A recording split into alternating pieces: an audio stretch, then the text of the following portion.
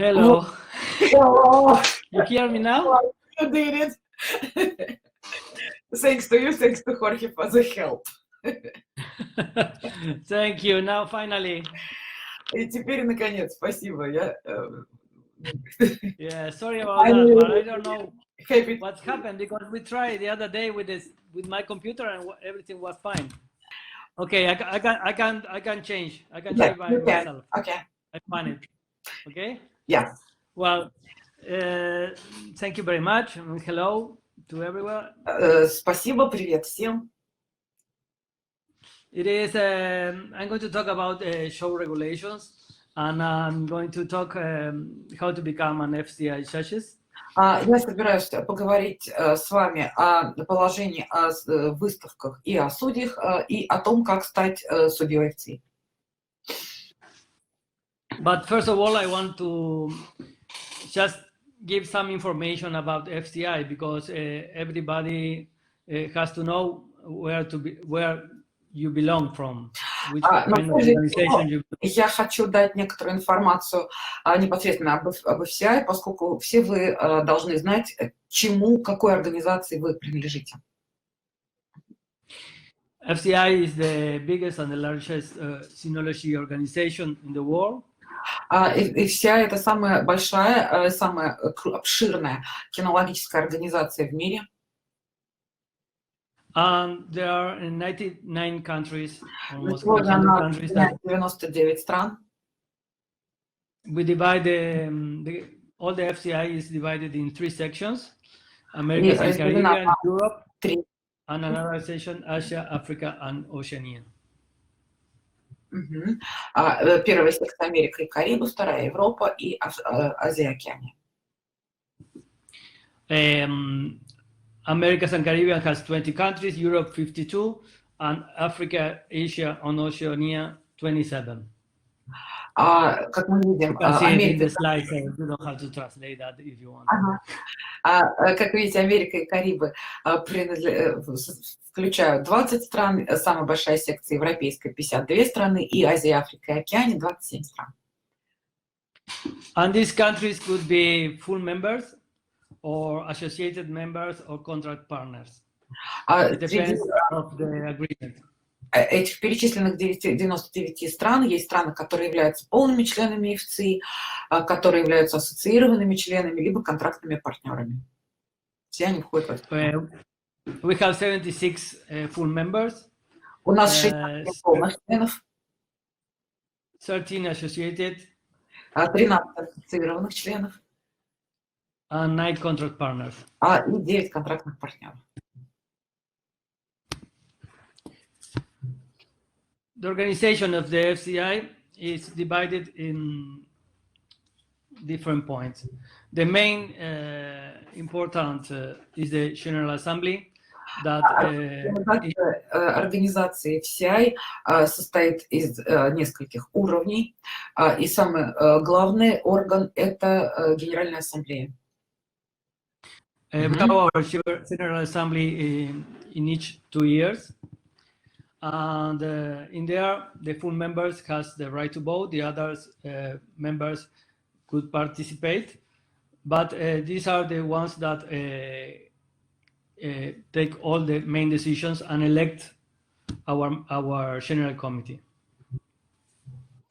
Значит, на Генеральной Ассамблее право голоса имеют полные члены, другие могут присутствовать, но не могут участвовать в принятии самых важных решений, в том числе в избрании членов Генерального комитета. The General Committee is composed by 9 members. 6 members are elected by the General Assembly, and 3 members are the presidents or the representatives for each sections. And these persons are elected by the section. Значит, дальше. Генеральный комитет состоит из 9 членов. Из них 6 членов выбирает Генеральная Ассамблея во время своего заседания раз в 2 года. И 3 делегируют секции. Это президенты секций, соответственно, их выбирает секция. The General Committee have several meetings, and also the executive director, is the clerk, is in the meetings. Генеральный комитет проводит свои собрания, и на них присутствует также исполнительный директор, это ЕВД-клерк. Also, the commissions, we have many commissions, around 30 commissions, because we have some new ones. But 3 of these commissions, the members are elected by the General Assembly. These 3 commissions are standard, scientific, and disciplinary arbitration. That is a new one. Значит, у нас почти 30 уже комиссий, потому что появилось несколько новых, но принцип такой: есть 3 обязательных комиссии. Это комиссия по стандартам, это научная комиссия и новая комиссия дисциплинарная. А остальные комиссии являются, так сказать, необязательными. Отличие обязательных комиссий заключается в том, что членов этих комиссий избирает Генеральная Ассамблея. It is good to know that all the commissions develop different programs, regulations in each specialty. For example, standard, scientific, such as show, breeding, FCI use. Важно знать, что каждая из этих комиссий – это специализированные комиссии. Каждая разрабатывает определенные документы, положения, правила, касающиеся их специализации. Так, по стандартам, научная, судейская, выставочная, племенная комиссия и, скажем, новая комиссия FCI молодежь, которая объединяет молодежь. So it's good to know that all these commissions are advisors for the General Committee. So they don't have the right, or they could develop some programs, regulations, but the final decision is always by the General Committee. Важно также понимать в тот момент, что значение у этих комиссий совещательные, консультативные. То есть они предлагают, развивают определенные правила, но окончательное решение всегда остается за Генеральным комитетом. Okay, between these commissions, there is the Judges Commission and the Show Commissions, that where you, Katya, and Chini belongs to Russia. And we have the pleasure to have you both. Thank you. Между судейской и выставочной комиссией существует тесная взаимосвязь, и он говорит, что вот как раз я знаю об этом, потому что я в составе выставочной комиссии работаю. Okay, our commission, the Show and Show Judges Commissions, we have about 40 members. We have meetings once a year in different places. This year was in Spain. We are in charge of changes, regulations, do some program, education programs, all the related things about judges and shows. Наша комиссия, которая собирается одновременно, выставочная и комиссия по выставочным судьям, она отвечает за... Она насчитывает порядка 40 членов, то есть порядка 40 участников, стран присылают участников ежегодно. Ежегодно заседания проходят в разных странах, и она отвечает за положение и за правила, касающиеся выставок и шоу судей на выставках. Now we are going to talk about judges. So, judges regulation. It is very important that the judges not only has to follow the show judges regulation, but also has to have a knowledge of the show regulations, the basic statement for show judges, and the code of commitment and ethic. All these regulations are at the FCI website. И дальше он уже переходит непосредственно к своей основной теме, к тому, за что он лично отвечает как президент судейской комиссии FCI, и подчеркивает, что очень важно, чтобы каждый судья знал не только положение о судьях, но вот эти вот 4 базовых положения, которые перечислены на этом слайде. То есть это положение о судьях, выставочное положение FCI, базовые положения для судей и код этики. И все вы их можете найти на сайте. We are all together at the FCI 9,500 judges. А всего вместе в FCI сейчас более 9,5 тысяч судей. this is all the time changing, but it's good to know that we are so many judges. Это все время точная цифра все время меняется, но это, я привожу ее просто для того, чтобы показать, что нас так много. Here you can see some statistics related to the judges and the puppies. Also you can see it by section. Вы можете видеть некоторую статистику, касающуюся, позволяющую сравнить количество судей и количество щенков, которые рождаются ежегодно. И здесь вот вы видите по секциям, сколько судей и сколько щенков, да, вот какой процент составляет. Тут, допустим, in Asia, Africa sections, they have less judges than they need. It looks like. Yeah, it is. If you can see, this is from the judges directory. It is when this statistics was 9,320 judges, and you can see 25% are from one section, Africa, Asia, and Oceania. Americans and Caribbeans has 60% of these judges, and the others belong to Europe section. Здесь вы можете увидеть статистику из директории сайта FCI судейской и сравнить, какое количество вообще судей в каждой из секций FCI и сколько выставок. Also, you can see that Europe registered 60% of the puppies that born in the FCI. Что Европа регистрирует около 60% всех щенков FCI. Now you can see the relation between.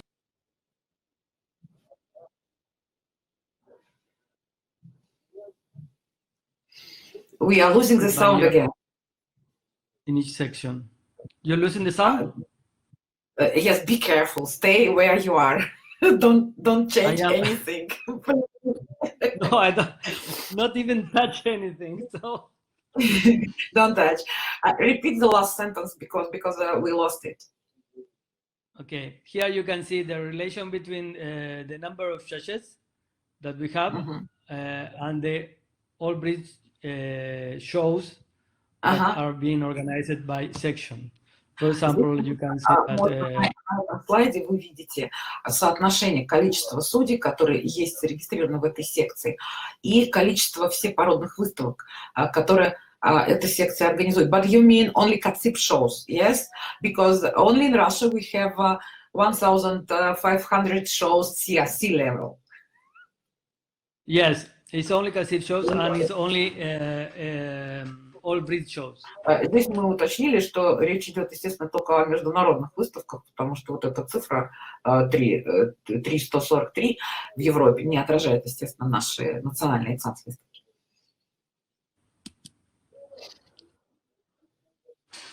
We recognize, FCI recognize 368 breeds. This includes the breeds with full recognition and provisional breed recognitions. На сегодня в FCI мы имеем 368 пород, которые признаны на постоянной или на предварительной основе. So this is very important. The FCI standard should be followed by the judges, by the breeders, and only one country has the ownership of the patronage of the breed. So we have the same standard for the 99. Очень важный момент, который всем нужно запомнить и использовать в работе. Что, во-первых, только одна страна является держателем или имеет патронаж над стандартом породы, и один и тот же стандарт породы действует для всех 99 стран, без каких-либо различий. Это стандарт FCI. So we have to follow the standard of the country of origin, and in the 99 countries of the FCI, and as you can see, it's not easy because we are a very wide and large organization with totally different cultures and totally different kind of countries in. Это не так, конечно, просто. Мы понимаем, да, поскольку мы огромная организация, у нас очень много стран, очень много различных культур, но тем не менее мы должны уважать стандарт, предоставленный страной-оригинатором породы, и мы все, судьи и заводчики, должны строго придерживаться этого стандарта. This is also important because several times we are asked that we think that we are FCI judges, and actually the judges belongs to each national organization. So FCI regulates and controls the judges, but does not have its own judges. The judges belongs to the national organization. И еще один момент, который очень важно не упускать из виду.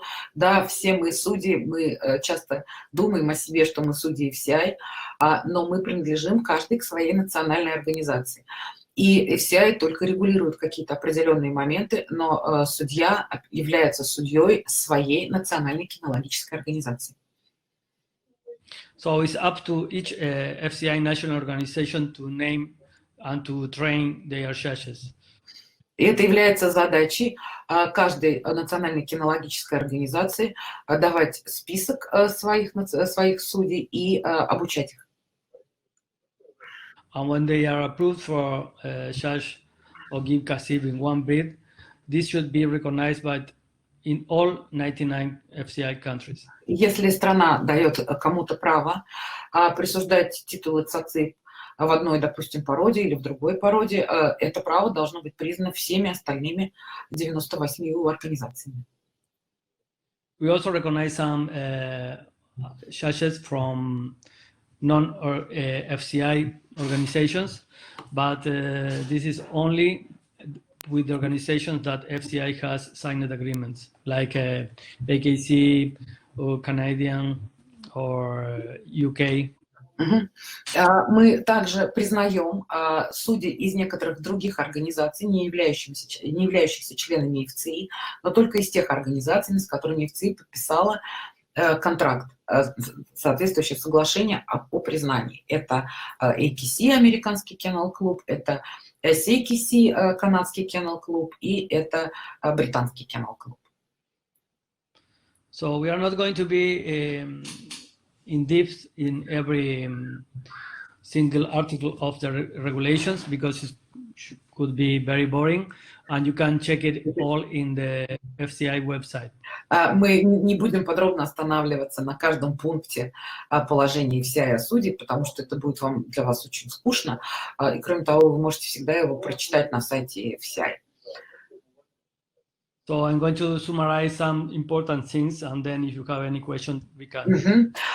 Поэтому я хочу суммировать, подытожить некоторые самые важные моменты, а если у вас будут вопросы, то я на них отвечу в конце. This is important to take in consideration. The paragraph 1 to 8 are compulsory for all FCI national organizations. Очень важно подчеркнуть, что параграфы с 1 по 8 являются обязательными для всех национальных кинологических организаций. Речь идет о положении о судьях. This paragraph are considered as minimum requirements. You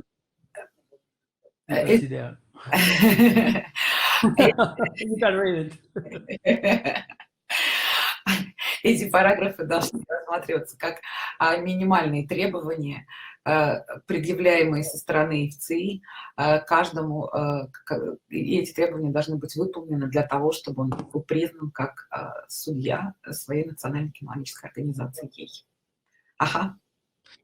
Does not mean that every country has the same regulations, because this is our minimum requirements, but each country could increase these requirements. Это не значит, что у всех стран будут одинаковые требования, потому что то, что пишем мы в своем положении, это минимальные требования.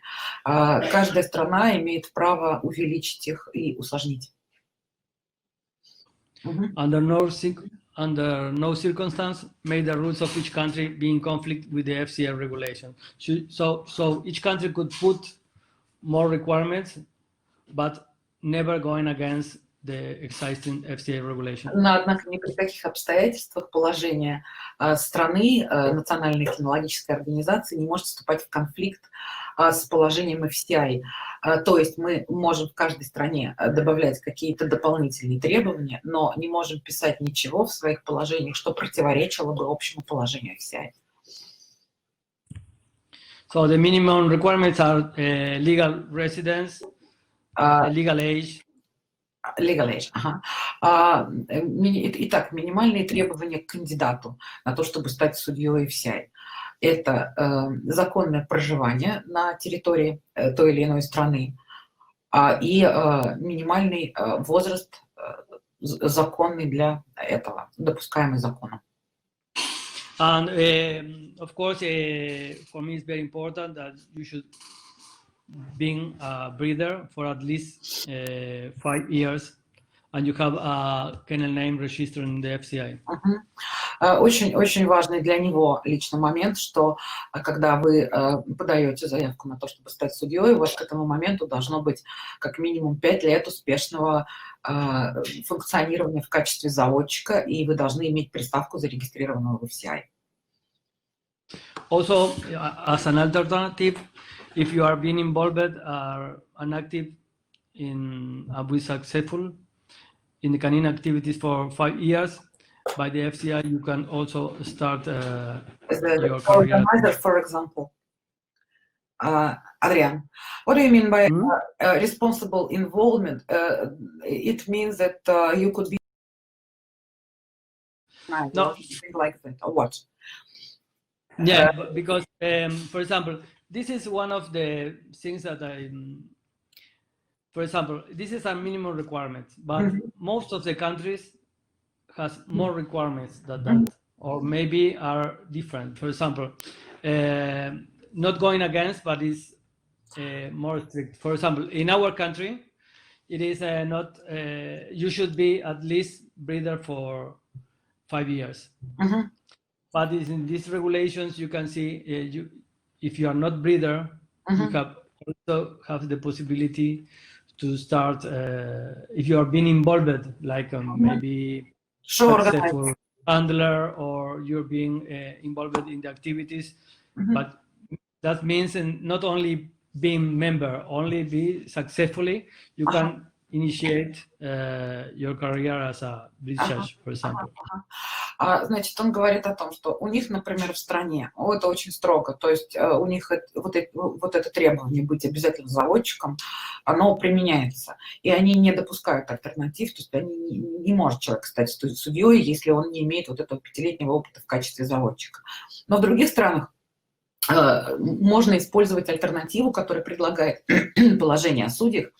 То есть, вы, допустим, не заводчик, но, например, успешный хендлер, или вы успешно выставляете свою собаку, не являясь заводчиком, или проявляете какую-то активность в организации, например, выставок или в деятельности вашего киноклуба. Another requirement is you have to be reinsteward or secretary at least 5 times over a minimum of 1 year.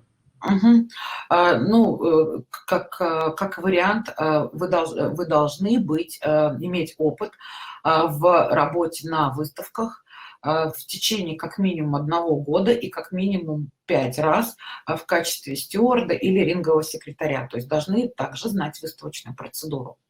Это еще одно требование. Okay, for those who are not very familiar, this in the picture is a Cimarron Uruguay beach. But everybody has seen your Jorge's presentation last Saturday. Если кто не знает эту породу, то здесь использована фотография уругвайского Cimarrона. Еще раз он использует возможность, чтобы показать их национальную породу любимую. So after you fill the forms and you are allowed to start the educations, first you have to receive a basic education. That involves all that is listed there: anatomy, genetic knowledge of the breed, behaviors, national and international regulations, and FCI regulations. Итак, и когда, значит, вы выполнили те минимальные требования для того, чтобы быть допущенным к получению образования уже судейского, минимальные требования, перечисленные на предыдущем слайде, вы должны пройти вот перечисленные здесь стадии обучения. Значит, во-первых, вы должны освоить анатомию, морфологию и движение собак. Вы должны освоить вопросы кинетики, здоровья и темперамента собак. Вы должны изучить стандарт породы или пород, которые вы собираетесь открыть. Вы должны изучить требования к поведению судьи, к принципам и технике, методике судейства. Кроме того, вы должны твердо знать национальные выставочные положения и другие дополнительные национальные правила, которые действуют в вашей стране. И также вы должны, естественно, знать правила FCI и выставочное положение, и положение о судьях, и другие дополнительные правила, связанные с этими двумя положениями. Well, this is important, and this is the basic education, and it not depends on the breed you are going to be judged. It is obligatory for everyone who start with the training of judges. Это базовые требования, это такое базовое минимальное образование. Оно пока не зависит от того, какие вы породы собираетесь открывать. Это необходимо для каждого, независимо от того, какую породу вы собираетесь судить. Now we are at the FCI Judges Commission. We've been working on that for at least 4 years by now, 4 or 6 years by now, with some working groups. And in our last meeting, you know very well because you were there. Yeah. We are trying to develop, and we almost finished, basic education program for the FCI.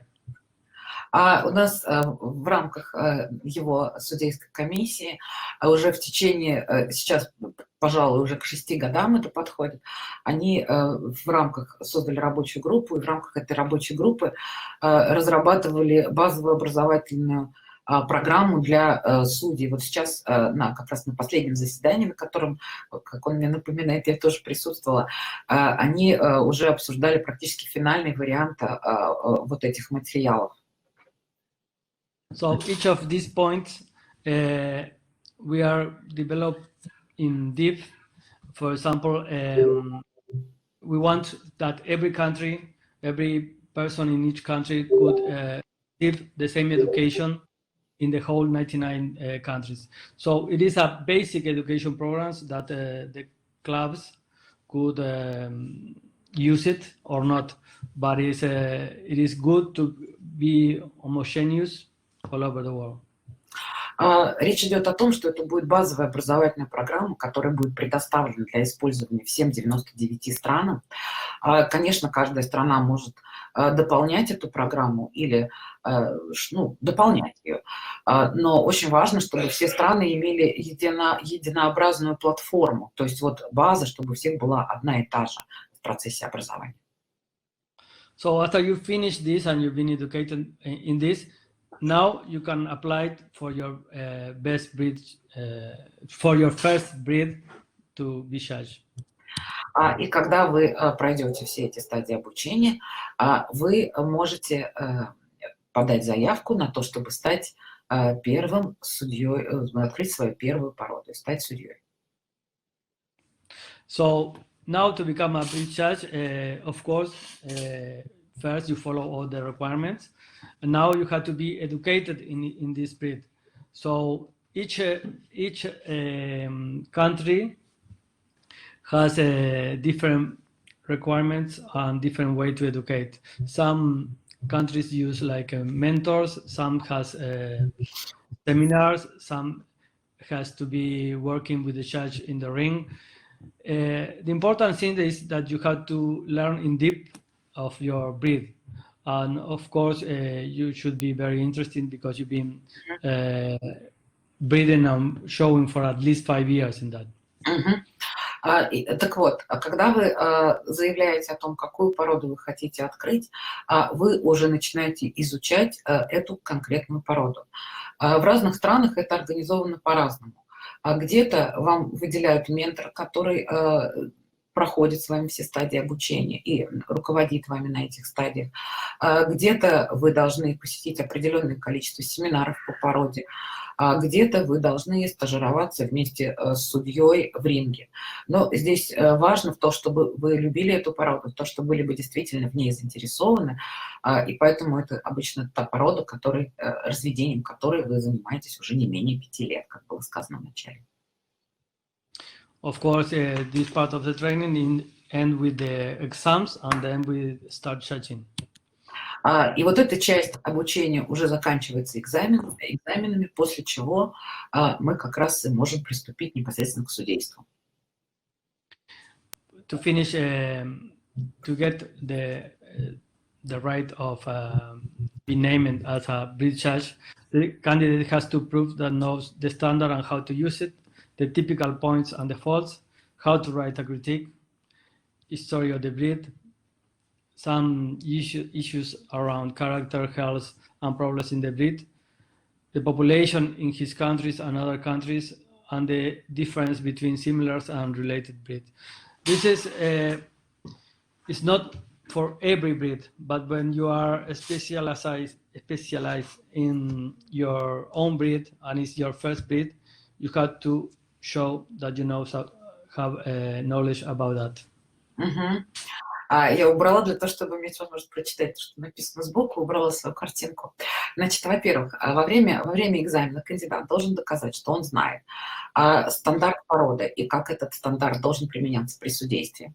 Типичные особенности и недостатки, присущие этой конкретной породе. Он должен знать, как правильно написать критику, описание судейское. Он должен знать историю породы. Он должен знать характер, рабочее качество, здоровье и проблемы, специфичные для этой конкретной породы. Он должен знать особенности популяции в своей собственной стране и в других странах. И он должен знать различия между этой породой, то, что отличает ее от связанных и похожих пород. И, значит, эти вещи, разумеется, проще для того, кто открывает именно свою породу, потому что много из этого он уже знает и знает хорошо и владеет. Yeah.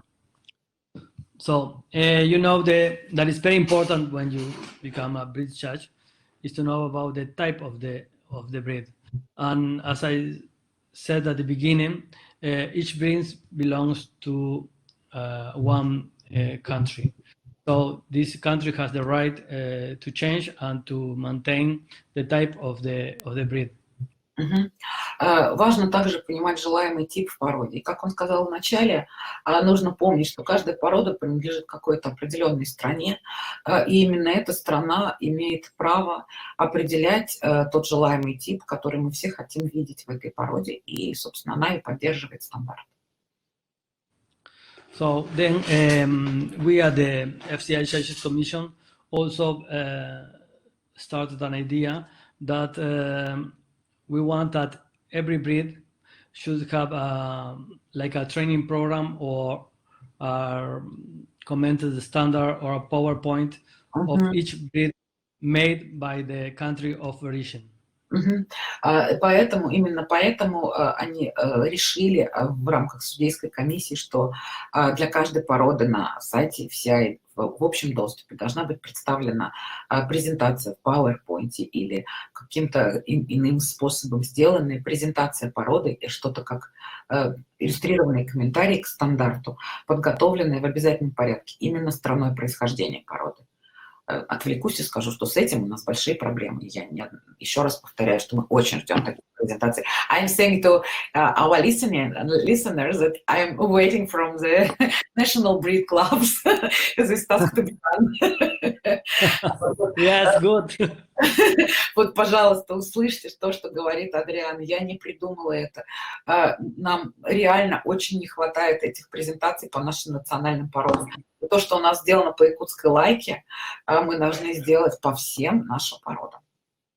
Yes, thank you very much for saying that. So I think that it's very important for the national organizations to be serious about that and to try to do it as soon as possible, because we all of us should be first exhibitors and breeders and then judges. And of course, we are very upset when the judges not follow the type or has not. Sorry. Yes. I agree completely. Okay, so it is our obligation is to try to teach our judges all in the same way and all in the same type. И он еще раз подчеркивает важность этого момента, потому что все мы же не только судьи, мы судьями становимся только после того, как мы выставляли своих собак, как мы сами были заводчиками. И мы все помним, мы все понимаем, как обидно бывает, когда судья не понимает породу, когда судья не чувствует этот тип. Но как он будет чувствовать, если мы не предоставим ему всю информацию? И очень важно, чтобы мы во всех странах единообразно судили все породы. Именно для этого нам нужны от стран-оригинаторов четкие презентации этих пород. So if you go to the FCI website, you go to breeds, you have a section that is breed-specific education. There you can find these PowerPoints and this education made by the country of origin of the breed. Если вы зайдете на сайт FCI, вы там увидите раздел Breed by Breed Education, образование породы за породой, и там вы найдете все презентации, которые нам прислали страны-оригинаторы этих пород. By now, we only have about 35 breeds. It's up to the country of origin, or up to the national organizations to send this PowerPoint. So I encourage all the national organizations, if there are some of the audience belongs to of that, please take care. It's very important. It's very important for everyone. На данный момент у нас там всего лишь около 30 пород, а вы слышали, что пород у нас 368. Поэтому он еще раз призывает все национальные кинологические организации. И если среди вас, среди наших слушателей, есть люди, которые ответственны за это, которые могут приложить к этому усилия, сделайте это, пожалуйста. Мы хотим, чтобы на сайте были презентации по всем 368 породам.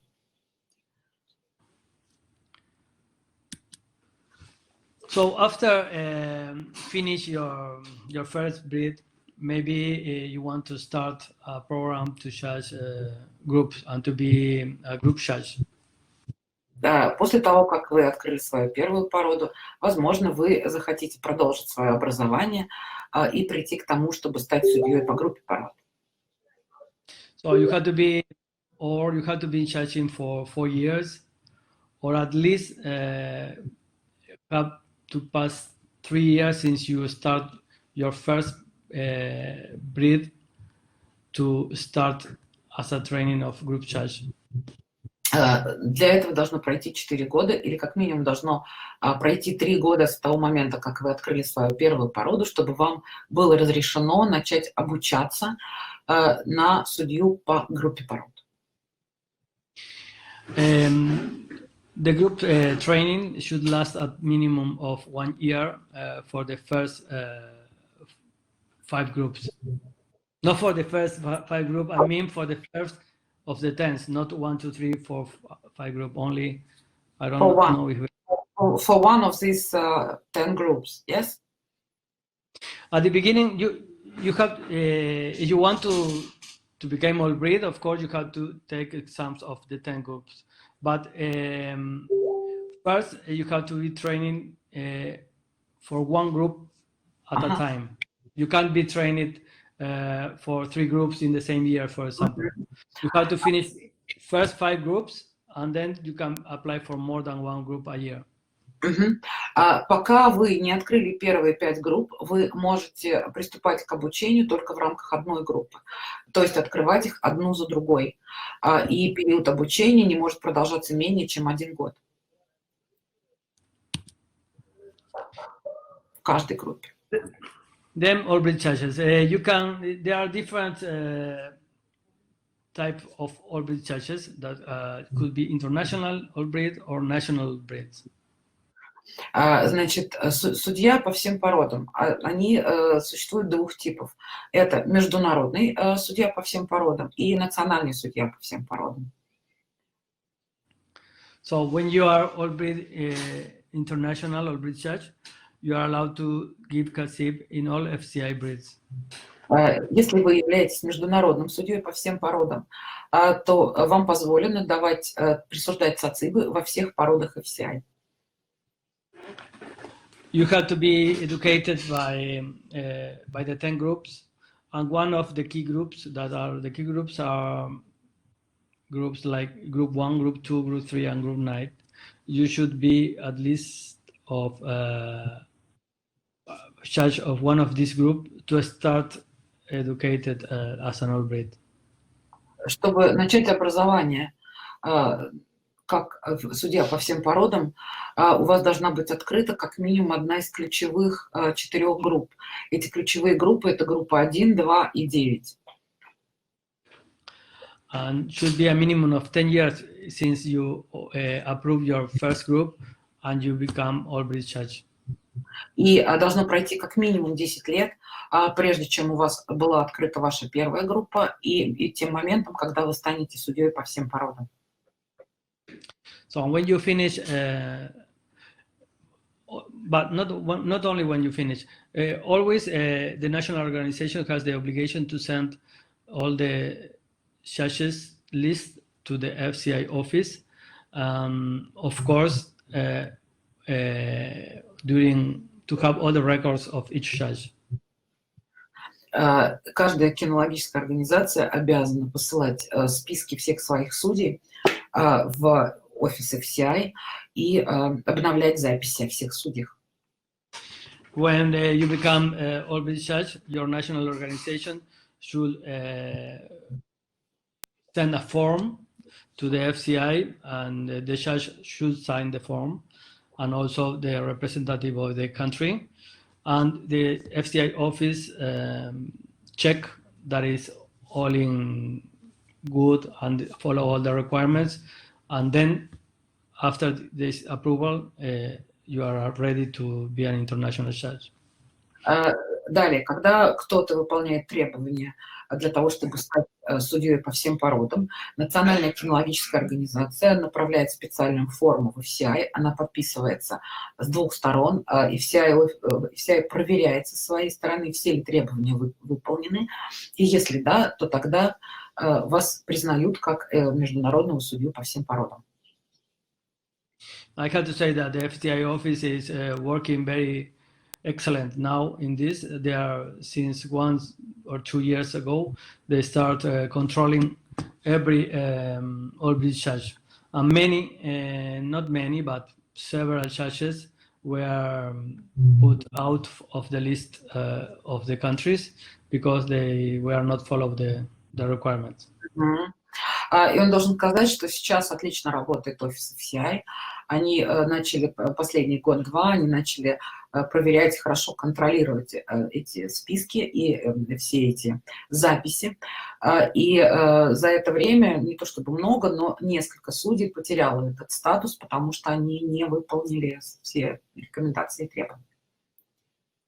And there is also the option of national all breed judge. This is because you know that there are different kind of shows and different size and of countries. Like Russia, for example, you already said that you have more than 1,500 shows. We do. And of course, you have probably 99% of the breeds in your country, the FCA recognized breeds. But we are 99 countries, and of course there are very small countries and countries where are less than 100 breeds, and the shows are small. You can allow some all breed judges as national all breed judges. This should have at least minimum 5 groups, and maybe they are only allowed to judge all the breeds in their country, but only can give kasib in his own country. Could not go to give kasib any other place. Значит, у нас страны разные, как вы понимаете, и количество собак в разных странах разное, количество пород в разных странах разное. Вот мы тут, он нам говорит, что мы сказали уже, что у нас 1500 выставок, что правда, в течение года. И, как он полагает, у нас чуть ли не 99% всех зарегистрированных в FCI пород существует. Ну, на самом деле чуть меньше, но действительно очень много. Поэтому ваши судьи могут судить любые породы и присуждать сацибы в любых породах. Но есть маленькие страны. В маленьких странах и выставки сами маленькие, и зарегистрировано не так много пород. Так вот, для стран, в которых менее 100 пород зарегистрировано в их племенных книгах, есть такое понятие, как национальный судья по всем породам. То есть это судья, который может присуждать сацибы, но только в своей собственной стране, в тех породах, которые в этой стране представлены. У такого судьи для того, чтобы получить этот статус, должно быть открыто как минимум 5 групп FCI. Okay, then after in our regulations we also have these different points. Like one of these is the general condition for admission as a show judge. This is our right and different points to take in consideration. For example, if you have not been judging for a period of 5 years, you have to do a new exam to be.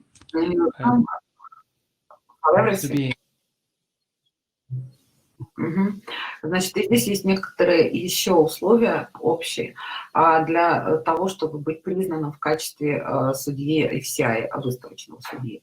Во-первых, если вы не судили в течение 5 лет или более, вы должны повторно сдать экзамены. Also, some cases when you belong from one national organization and you move to another country, if the country it is an FCI member, they should accept this judge as the national country. Дальше есть еще ситуация, когда судьи переезжают из одной страны в другую. Если эта страна, куда вы переехали, является членом FCI, то она должна принять вас в свой лист и подтвердить ваше право быть судьей. If you are moving to a country that is not an FCI member, or if it is a contract partner, in this case, you have two choices: or keep belonging to the national organization, or if not, you go to like under jurisdiction of the FCI office. For example, if you move from UK or United States. From to UK or United States, for example. Значит, если вы переезжаете в ту страну, которая не является членом FCI, у вас you move from that country or to the country which is not an FCI member, you mean? For example, you belong to a country of FCI, no? If I move for a country that not an FCI member, or is a contract partner are, for example, Canada, England, or States. Or maybe it's a country that is not a partner at all. Recognized. Okay. In these cases, you keep the license by your own country. For example, if I'm moving, my license is still with Uruguayan Kennel Club. But if my country, because I've been out for maybe 5 years and I not follow my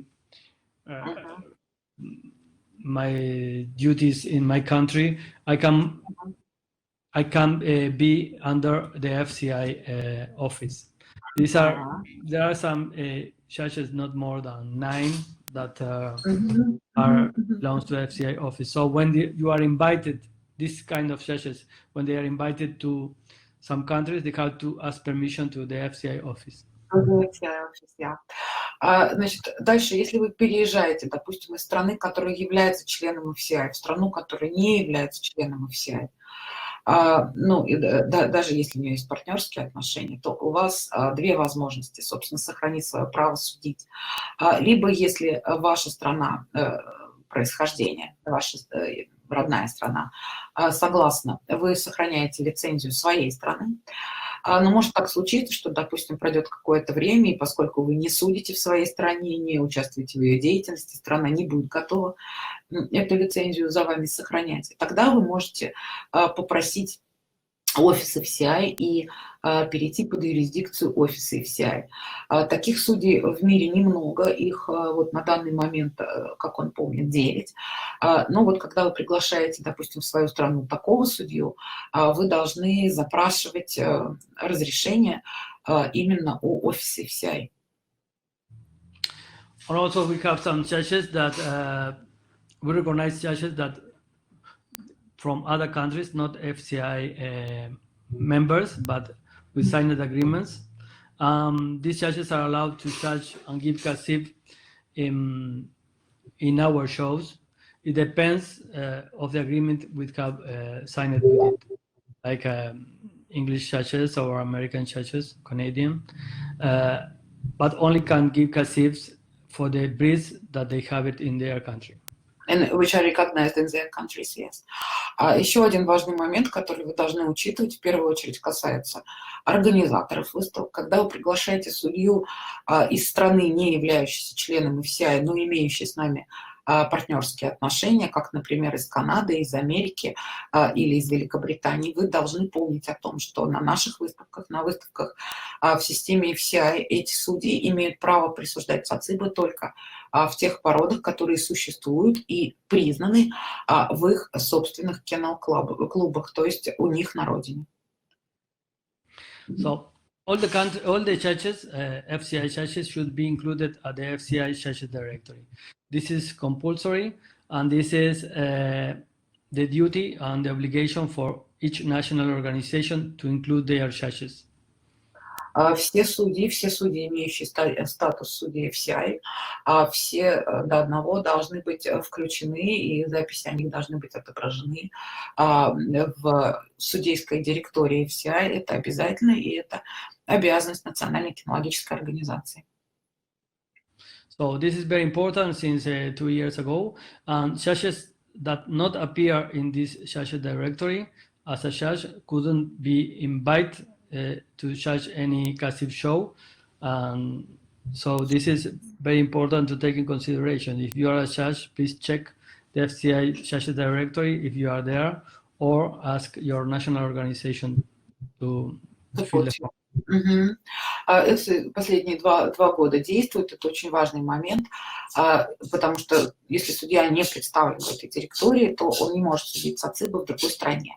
Поэтому, если вы судья, проверьте, если там ваша фамилия, если есть хорошо, если нет, попросите свою кинологическую организацию вас туда внести. Yeah, this is important not only for all breed judges.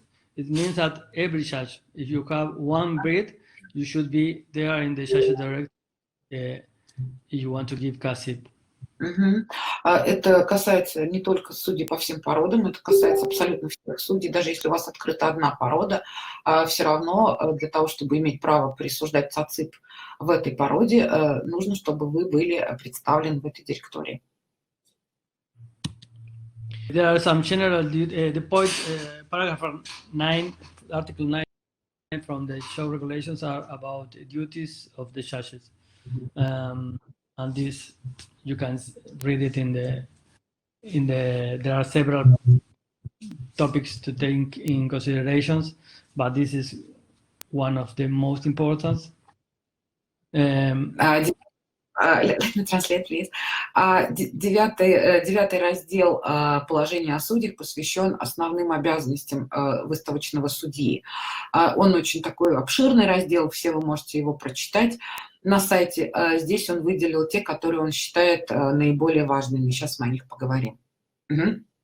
So at FCI shows, judges must always and only should follow the valid FCI standards. It doesn't matter if the judge coming from a non-FCI country, only the FCI standard should be followed. На всех выставках, которые проводятся в странах FCI, в странах, являющихся членами FCI, судейство может вестись только в соответствии с стандартом FCI. И не имеет значения, из какой страны вы приехали сами, а какой стандарт действует в вашей стране, вы можете судить только по стандарту FCI. Just like a comment, but of course, if you are going to judge to a country that is not belong to FCI but has agreements, of course you have to follow the standard of these countries. И это как бы не написано в нашем положении, но просто как комментарий. Естественно, это действует и в обратную сторону, когда вы, как судья, едете судить, приглашены судить в ту страну, которая не является членом FCI, но имеет с нами партнерское соглашение. Предполагается, что вы понимаете, что в той стране вы должны судить именно по их стандарту, по тому стандарту, который действует в этой стране. So other important point is that you should be in good physical and mental conditions.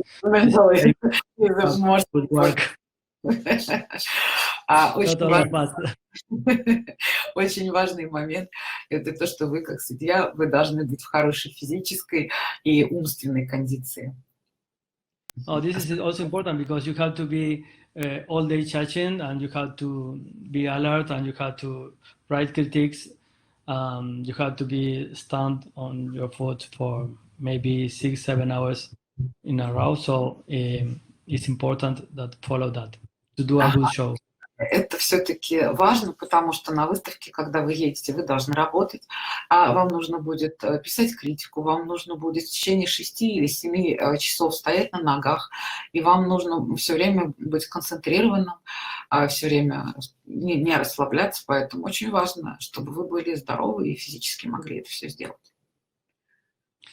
So other is you have to be the FCI judges code of commitment to the welfare or public dogs. This is you can also see at the FCI website, and it's important to follow that. It's taking considerations, not exaggerations in the breed, all related to the welfare. Кроме того, все вы должны следовать, во-первых, знать, во-вторых, следовать FCI, правилам FCI об ответственности судей за благополучие чистопородных собак. Он тоже опубликован на сайте FCI, вы должны его изучить и постоянно помнить о том, что он существует, не приветствовать собак преувеличенных по типу и так далее. Very important for a judge is to respect their colleagues and, of course, the exhibitors. Some of the judges forget that they start like exhibitors, and many of the exhibitors are in the ring for the first time. So it is important for us, the judges, to improve our sport and to encourage the people not to do the opposite. И, конечно, вы все должны помнить о том, что вам нужно уважать ваших коллег-судей и экспонентов особенно. Многие забывают, что они тоже когда-то начинали в качестве экспонентов, и многие забывают, что люди, которые приходят к ним в ринг, нередко приходят в первый раз. И ваша задача заключается в том, чтобы улучшить наш спорт, и в том, чтобы вдохновить этих людей прийти и еще раз, и еще, и чтобы увлечь их, а не наоборот, не разрушить их интерес.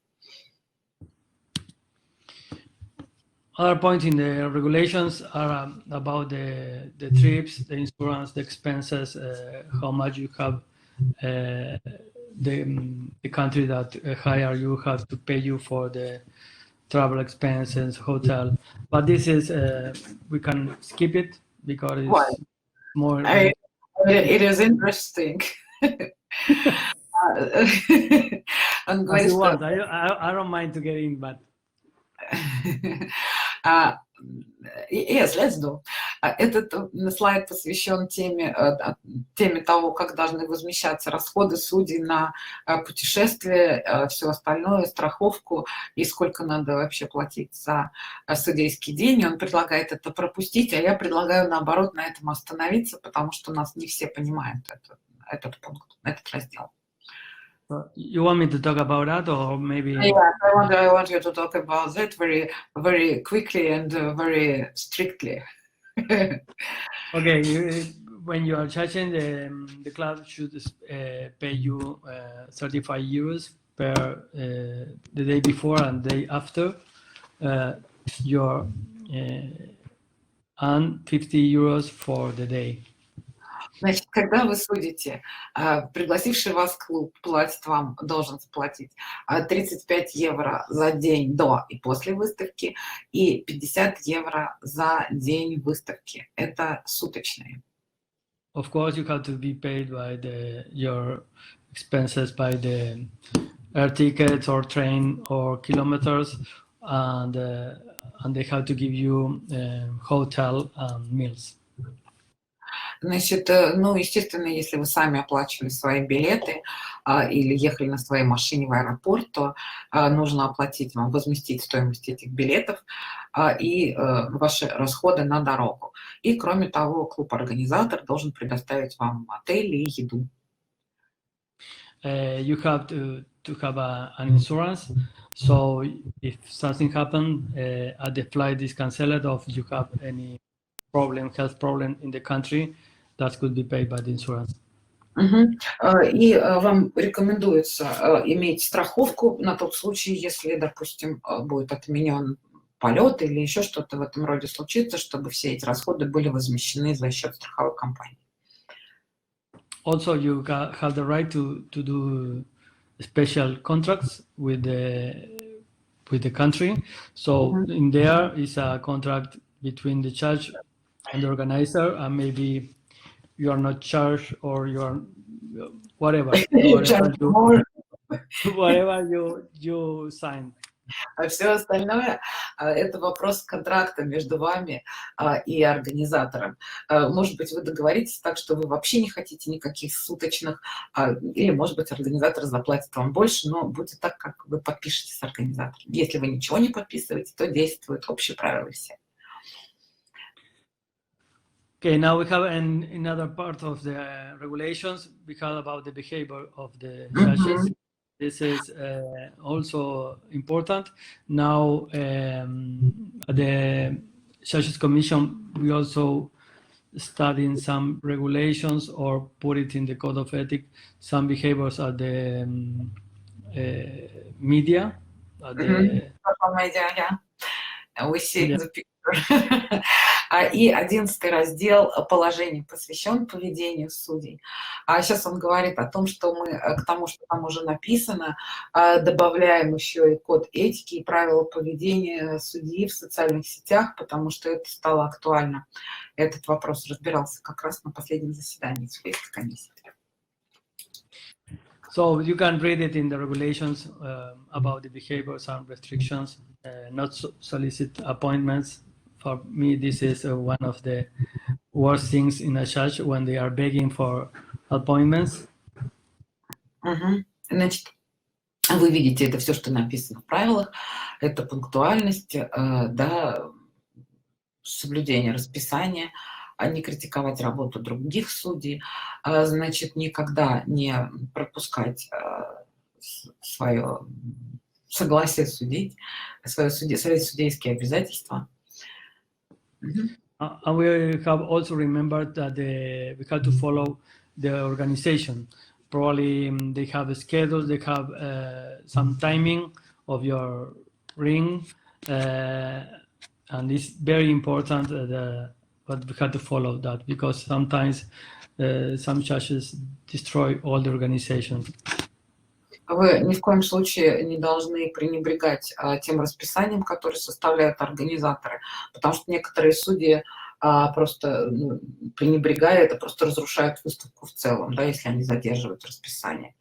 It's also important that they remember that the show finish when the with the photos. It's important for the exhibitors to have the photo with you. So don't complain, don't be nasty with them. Please take in consideration that this is also a part of the show. И еще один момент, всегда помните, что после ринга экспонент хочет с вами сфотографироваться. Не надо грубить им, не надо отказываться, не надо показывать свое раздражение. Вы должны это делать, потому что это тоже важная часть выставки. Для экспонентов это очень важно, им этого хочется. Okay, the code of commitment to the welfare of purebred dogs is also an annex of the FCI show regulations, and you have to follow it. This is all related with the health, behavior, FCI breeding regulations. И теперь, значит, мы еще раз возвращаемся к теме, которая касается благополучия чистопородных собак. Это то, чему вы должны следовать. Это ваша ответственность как судей. Вы должны заботиться о породах. So it's important that the show judge will expect to make a proactive and valuable contribution to the dog health and welfare.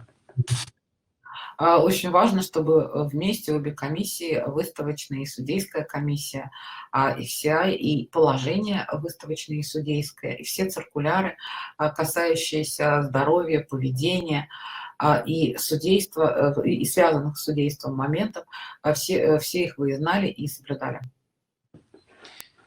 Of course, judging according to the standard and extreme the features which can cause health, behavior, or movement problems have to be severely punished. Of course, we are not vets, but we can't take in consideration all this when we are judging. Разумеется, мы не ветеринары, но мы должны очень внимательно относиться ко всем проявлениям на выставке, каких-то экстремальных черт, каких-то особенностей собаки, которые могут вызвать проблемы со здоровьем, поведением, с движением. Мы должны обращать на все это внимание и очень серьезно наказывать за все недостатки, которые могут сигнализировать о проблемах со здоровьем. Also, we have to take in consideration the function of each breed.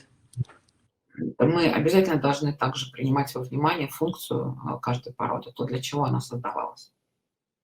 And of course, by no way aggressiveness would be allowed. И, разумеется, ни в одной породе проявления агрессии не должны допускаться.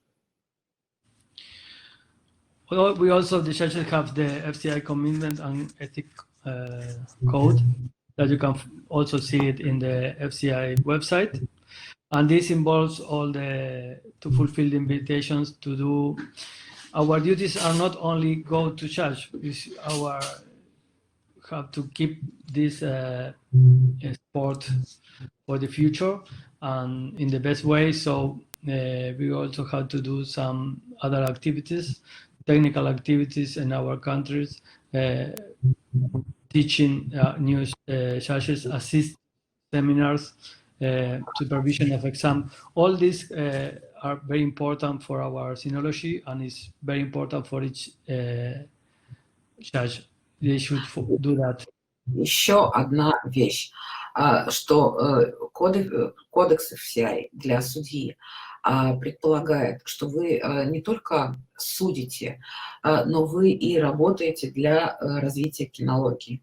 Поэтому, если вы судья, вы должны не только выполнять все приглашения, на которые вы откликнулись, при этом никогда не инициировать этих приглашений, но, кроме того, вы должны вести какую-то техническую и педагогическую работу, вы должны проводить семинары, вы должны присутствовать, принимать экзамены у новичков. И все это часть вашей судейской работы и вашей судейской ответственности. Yes, unfortunately, there are some judges that when they finished their career or when they became judges, they think that they are God or they are over the other one. So they don't need more they don't need more education, and you have to know that you are always learning and you have the duty. You don't have to be selfish, and you have to pass your knowledge to the other ones. К сожалению, у нас многие, когда становятся судьями, особенно когда они уже приходят к концу своей карьеры и становятся судьями по всем породам, им начинает казаться, что они боги, что им все дозволено, что им не нужно больше учиться. Помните о том, что учимся мы на продолжении всей своей жизни, во-первых, и знаний никогда не бывает слишком много. И, кроме того, мы не должны быть самовлюбленными и самодовольными, мы всегда должны понимать, что нам есть чему поучиться, и, кроме того, мы всегда должны быть готовы передать свои знания другим. Also, the FCI Commit and Code of Ethic, of course, talks about ethic.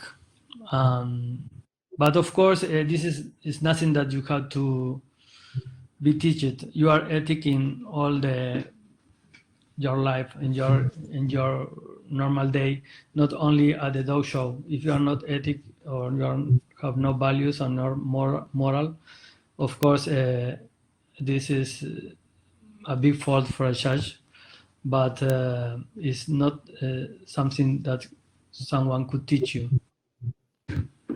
Разумеется, кодекс обязательств судей и ФЦИ и этики судей и ФЦИ включает и раздел об этике, но в нем нет ничего, чему вы не должны быть научены в своей нормальной жизни, потому что если вы не в состоянии соблюдать эти простые правила, этические нормы, то вы, в принципе, не можете быть судьей. It also includes some part of our regulation is behavior of the judges. So this is also, you can read it, and I put some 3 things that sometimes I will Okay, I will translate what is written because not everybody speaks or can read in English. Okay. Okay. Значит, итак, есть еще в 11-м этом разделе, который посвящен поведению судьи, есть еще такой момент, который касается непосредственно поведения по поводу непосредственно на выставке. Значит, то, что здесь написано, тоже все мы знаем. Во-первых, вы не должны показывать собаку, выставлять собаку, которая принадлежит вам, не должны ее судить, не должны общаться и путешествовать или проводить время вместе с экспонентами, которые будут показывать собаку под вашей экспертизой, не должны судить собак, которые принадлежат вам или your breeding или вашего разведения. But about the dogs bred by you, can you give more commentaries? Because it is written that you can judge only a dog who was bred by or sold by you less than 6 months before the show. Exactly. Yes. If you can allow to judge those bred by you only if you transfer the dog at least 6 months before, and you have not contact with the dog. You're not groom. You're not do nothing. Of course, it's better not to judge your own breed dogs, but sometimes you don't know. You cannot know. Sometimes you're going to some countries that maybe you sent a dog 5 years ago, and maybe you have 30 dogs in the breeds, and you know what. Or maybe you will see these dogs not in the breed, but in the male ring, and it is not predictable, for example. Мы обсуждаем вот 3-й пункт здесь, что здесь прямо написано напрямую, что вы не можете судить собаку своего разведения. Я уточняю, что в положении FCI написано, что вы не можете судить собаку своего разведения, если вы ее отдали, отдали менее чем 6 месяцев назад. Адриан на это говорит, что да, так написано. Конечно, лучше вообще воздержаться от судейства собак своего разведения, потому что это всегда проблема. Но иногда бывает так, что вы просто не можете это предсказать. Что вы едете в какую-то страну, куда вы отправили собаку 5 лет назад, и вот она приходит в ваш ринг. Или я, например, предложила вариант, часто обсуждаемый, что да, вы, допустим, отказались от судейства этой породы, но потом собака этой породы выходит к вам в главный ринг, где вы суете группу или бест-ин-шоу. То есть вы, конечно, сталкиваетесь с такими ситуациями, но по максимуму их надо избегать. Причем, если даже собака продана больше 6 месяцев назад, речь должна идти о том, что вы с ней не общаетесь, вы не являетесь грумером этой собаки, вы не являетесь хендлером этой собаки. ну, просто ее не видели уже в течение долгого времени, ну, тогда можно судить ее. But you personally, have you ever met this situation when you had to judge your own breeding dogs? No, only one time that I didn't know, but fortunately it was not win. But it is. I think that is a kind of. This is belong more for the ethics. Of course, when we send a dog or when we sell a dog, we ask the new owners not to show under us, under Jorge or me. So in other countries, they make contracts about that. But I think that the exhibitor should not show the dogs to his breeder. For me, it's not good for the. It's not about get the doubt of, but it's not good for the sport. For me, it shouldn't be showing. You shouldn't be judged dogs by you, bred by you. Итак, он говорит, что я его спросила, а был ли у него хотя бы раз такой опыт, что ему приходилось судить собаку своего разведения. Он сказал, что это случилось только раз. Он не знал, что эта собака будет в ринге. Слава богу, она не выиграла. И ну, они лично с Хорхе, когда они продают, отдают собак, они сразу, вот в момент передачи щенка, они просят нового владельца никогда в жизни под ними не выставляться. Это для них принципиальный момент. И он считает, что это вообще очень нехорошо. И для спорта это этическая проблема, это всегда сложно и судье. Всегда неприятно в целом для выставки, поэтому этих ситуаций вообще лучше избегать. Лучше, чтобы и владельцы, и экспоненты сами понимали, что не надо подставлять собаку под своим заводчиком. Especially because we always have the possibility to show our dog to the breeder outside the ring, just to ask his opinion, but not show it. Да. Of course, if you want the opinion of the breeder, you don't have to show under him. You can ask directly. Ага. И мы говорим о том, что тем более вы всегда имеете возможность просто показать собаку своему заводчику, а не выставлять ее под ним на выставке. This point was discussed at the show commission and the judges commission some meetings ago, but were very difficult to take a decision because it's also if you put like a forbidden, it's very difficult to control that. So for example, especially when you have shows with 15,000 dogs, it is almost impossible for the organizers to control if there are dogs that are breeding for the show, for the charge of his partner or his wife or his daughter. So it's not that easy. Этот вопрос неоднократно обсуждался на нескольких подряд заседаниях судейской комиссии FCI. И, в общем, у всех как бы единое мнение, что этого надо избегать, но такого определенного решения принято не было, и это очень сложно, это решение принять, потому что если его принять, невозможно будет его контролировать, особенно на выставке, где представлено, скажем, 15 тысяч собак, и собака может принадлежать там мужу, жене, партнеру, дочке, сыну, судьи, и все вот это вот проследить, и что быть, допустим, разведением, считаться разведением его партнера, а на самом деле быть их общим разведением. Очень сложно это отконтролировать, поэтому как решение, как часть положения это не может быть прописано на данный момент. Это просто вот мнение и рекомендация. So, and also it is important that you ask yourself and use your common sense. If you think that is wrong, or if you have the doubt, probably it's wrong. So just use your common sense and your ethic. Это скорее вопрос вашей морали и вашего здравого смысла.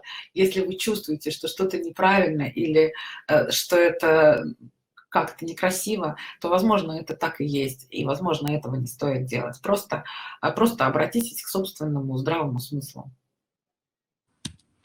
Okay. This is another question that many people ask me. Where can I judge? And this, I put this slide because sometimes it's important to take note of that. Only you can judge in events organized by the FCI or by club affiliated or contract partners. You are not allowed to judge at events not recognized by the FCIs until they have agreements. Один важный вопрос, который ему часто задают, и он считает важным на него ответить. Вопрос, где я могу судить? Вы можете судить только на мероприятиях, организованных национальной кинологической организацией, которая является членом или контрактным партнером FCI или имеет соглашение о партнерстве с FCI. Yes, for example, in some countries there are more than one organization. Some are from under FCI and some are not under FCI. So you are not allowed to judge these other organizations. Например, во многих странах есть несколько кинологических организаций, действуют на законном основании, и одна, допустим, является членом FCI, а вторая не является членом FCI. Так вот, для этой второй организации, не являющейся членом FCI, вы не имеете права судить. This is very important to take care because some judges that only want to travel and to do sightseeing instead of some other things. They accept invitations knowing in advance that they are not allowed to do it. Некоторые судьи принимают приглашения, заранее зная о том, что им запрещено принимать такие приглашения. И это очень нехорошо. This is not only for the national organizations belongs to FCI. Also, we have agreements with some, as I told before, with AKC, Canadian Kennel Club, and UK. You are allowed to judge as an FCI judge in this recognized by this organization. For example, if you are going to America and you're going to judge, you have to be sure that you are judging for under an AKC club. И еще один такой непростой момент, что, допустим, вы знаете, что у нас есть страна, с которой есть партнерские отношения, то есть, допустим, та же Америка или Канада, но когда вы едете в эту страну, вы должны понимать, что выставка, на которой вы будете судить, проводится под эгидой именно той организации, с которой у FCI есть партнерские отношения. То есть, если это Америка, то это только AKC, если это Канада, то это только AKC и так далее.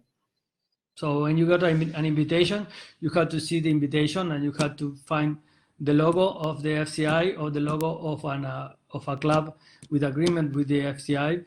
If you have any doubt, you have to search about it and find out if it is okay or not for you to accept the invitation.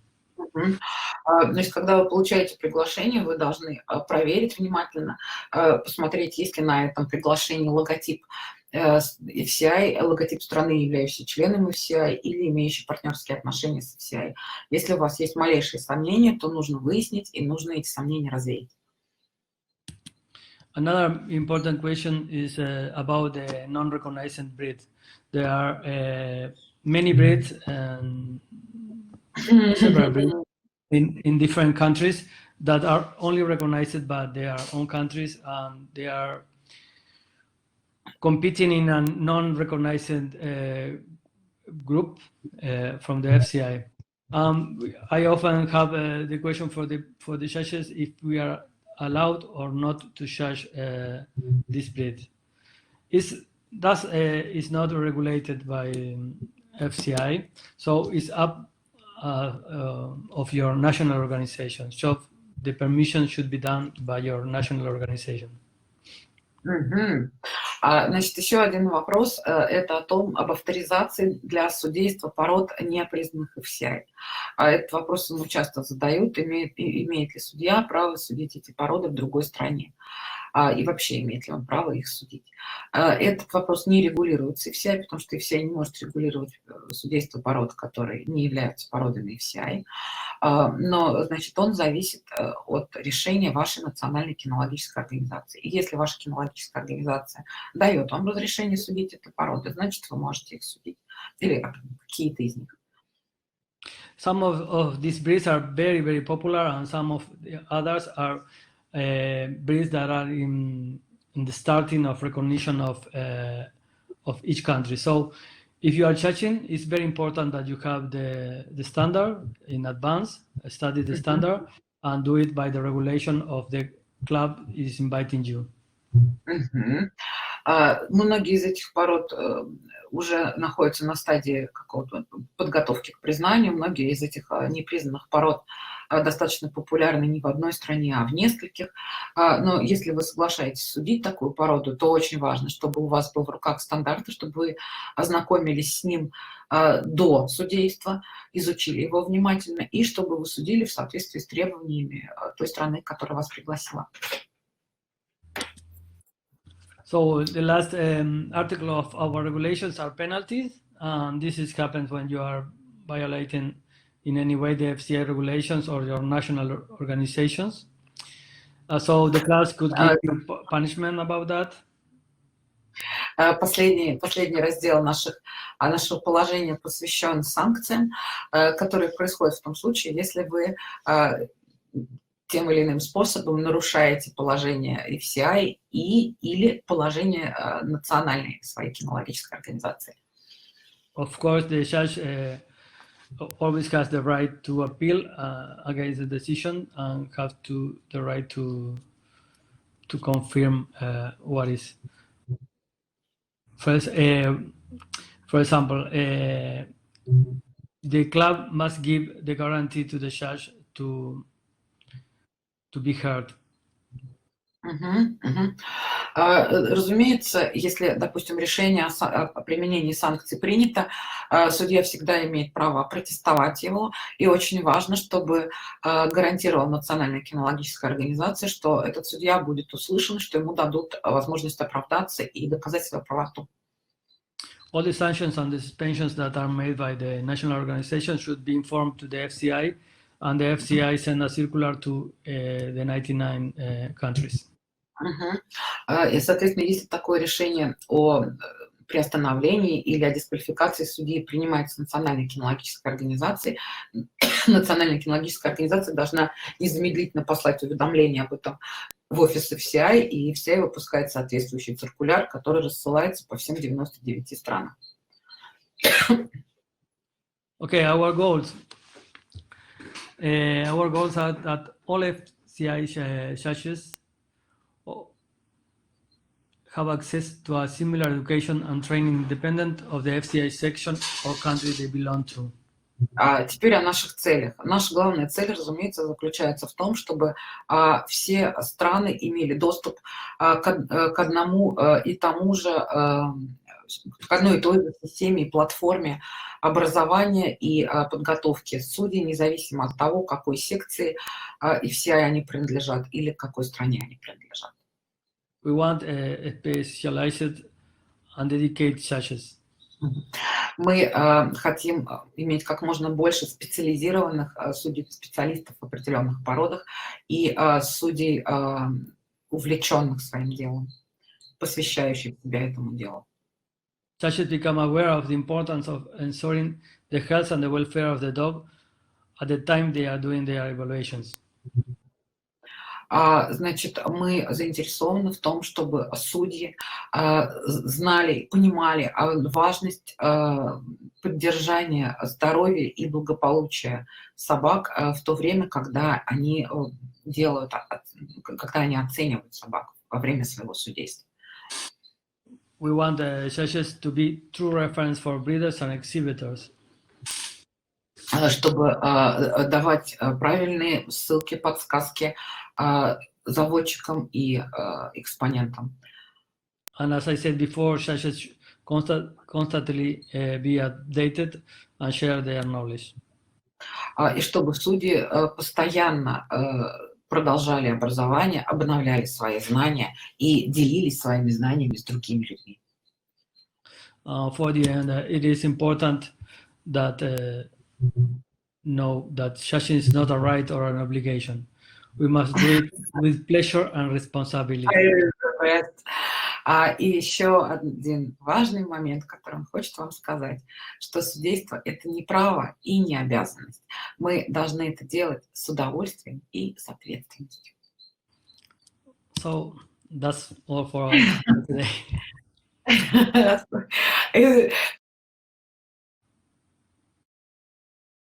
I enjoyed it even in Mallorca and now too. Yes, I know.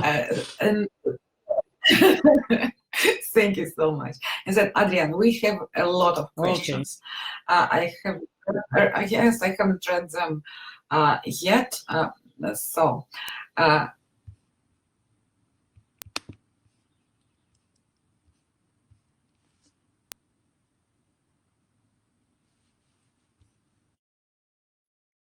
I'm losing the connection.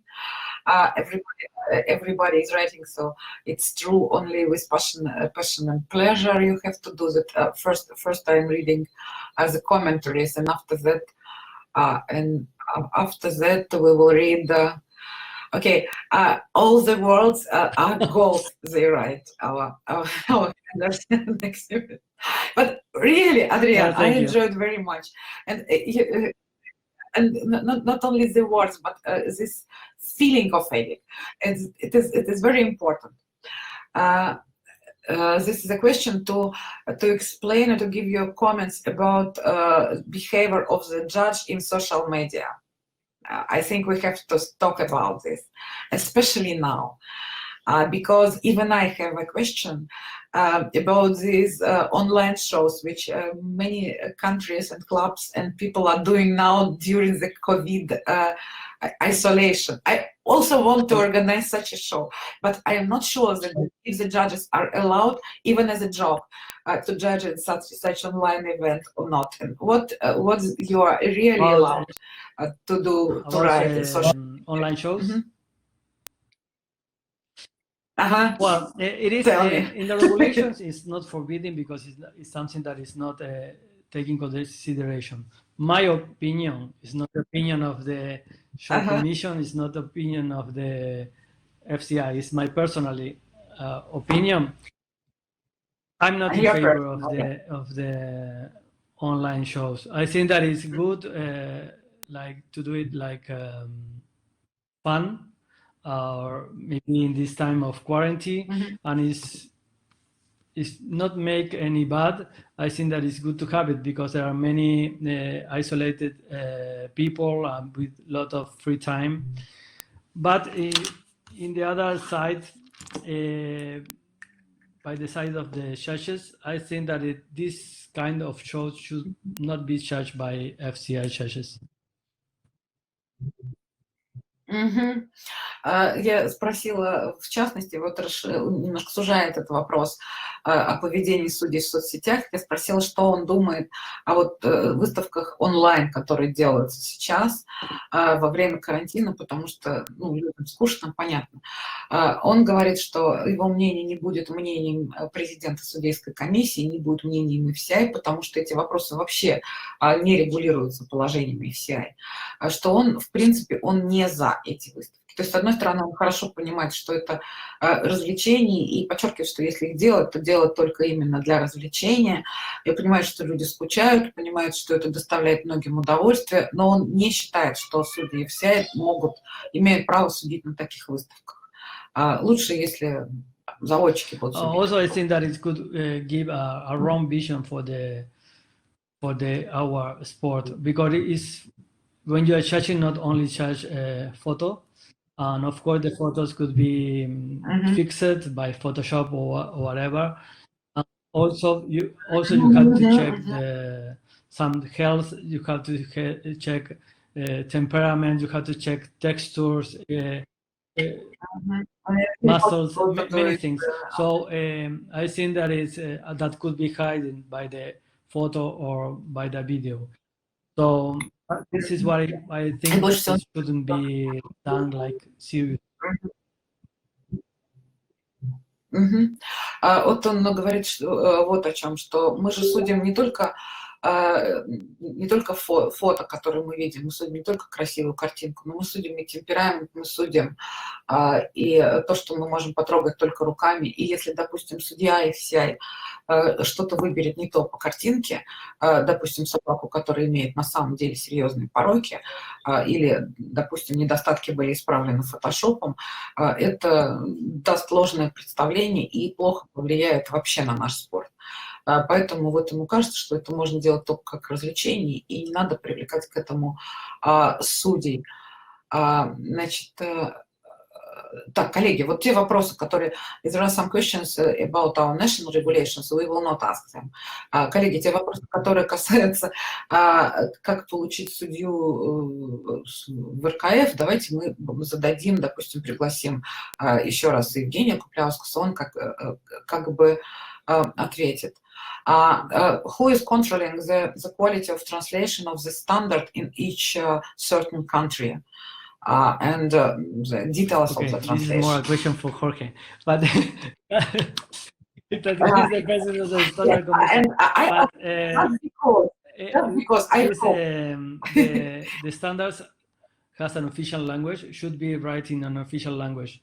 So if then the translation is a duty from the FCI office. So the country of origin sent in one of the official language, and from this language should be translated for the other three. Значит, он подчеркивает, что это скорее вопрос для Хорхе. I hope that Jorge will agree to come again and to give the answers as a head of the Standard Commission, because there is a lot of questions to him in this role. Okay. Но он говорит, что значит, у нас 4 официальных языка FCI. Комиссия, страна-оригинатор присылает на одном из этих языков стандарт. И это задача офиса FCI обеспечить перевод на 3 остальных языка. Если переводы делаются на национальные языки, то это уже ответственность национальной кинологической организации.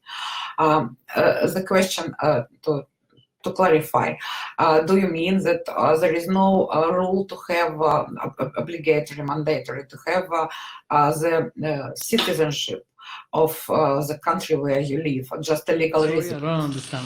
What you say? Ask me again. They are asking. Is it really so that the judge may not have official citizenship of the country where he lives, and only residence? Yes. To be in the, you have to be in the list of one country at the judge's directory. In this country, you have to have the residence, and of course, you have to live there. When you move to another country, you can move your license to another country, but it's always in coordination and with acceptance of the former country and the new country. So it is not like I move, so you have to accept me. If I move to Russia, for example, Russia RKF should first ask Uruguayan Kennel Club, and if they are both agreed to change their license because they are not sanctioned or something before, you can change it. If not, you can't. No, the question is that, for example, if you move to Russia, for example, for 5 years or for 10 years, but you still have the national passport and the citizenship of your own country, Uruguay, you can be a Russian judge or not? I know the answer. It is easy, but explain. You have to be citizens and you have to have residence in the new. Maybe you can give you can do an agreement with the other country. If you are doing an agreement RKF with the Uruguayan Kennel Club, because I'm working there for 10 years, so maybe you can allow me to keep studying in RKF or something, but it's not the common. You have to, the rule says that you have to have residence and live. Residence. вы должны иметь это не гражданство, а право на официальное право проживания. Да? Это не всегда означает смену гражданства. Но вот но самый главный момент — то, чтобы два киноклуба договорились между собой, что если, допустим, он переезжает жить в Россию и хочет стать судьей РКФ, то прежде всего оба киноклуба должны, сначала РКФ должна сказать, что они готовы его принять, направить соответствующий запрос в Уругвай, и Уругвай должен сказать, что у человека нет никаких санкций, ничего не противоречит его переходу. Вот когда два кинола договорились, судья может поменять свою порт прописки. And the question is from which moment you start counting this 5 years from when the breeder got his kennel name, or from the moment he got his first litter? You are a breeder when you got your first litter. Not when you're... Ты становишься заводчиком. Yeah, so since you got your first litter. Ага. Естественно, ты становишься заводчиком в тот момент, когда ты получаешь свой первый помет. The question from an all-round judge. The judges are allowed, they do have the right to show their own dogs, the dogs of their breeding and the dogs of their own property, and why one and the same person cannot be a judge and a handler, and why cannot he show the dogs belonging to someone else? It's going against the regulations. You have to choose to be professional handler or to be judge. If you can for our regulations, you can show your own dogs. This is without problem. And if you have a property with a dog, it is no problem. But you can't show dogs for other people. Это против правил FCI. Вы, когда становитесь судьей, вы должны выбрать, вы вообще, что вам больше по душе, быть хендлером или быть судьей. Да, свою личную собаку вам никто не запрещает выставлять, вы имеете право это делать, принадлежащую вам собаку. And the dog bred by you also can judge, yes? Even if it is not your dog. You can show, no judge. You can show, yes, you can show. Mm-hmm. You can. You can, but it depends also with the national organizations because in some countries you are, yes, this is what I told you. You can have more requirements, more strict in different countries. Mm-hmm. Unless it's not going against. In some countries, the judges are not allowed at all to show, not even their own dogs. And some countries you can show only the ones that are in your belongs to you, like property, but not the ones bred by you, but not anymore belongs to you. So it depends of your national organization. В продолжение этой темы. Значит, вы должны выбрать, то есть то, что мы вначале он сказал, вы должны выбрать, кем вы предпочитаете быть, судьей или хендлером. Да, вы можете выставлять свою собаку, но вы не можете продолжать быть хендлером для других людей, если вы судья.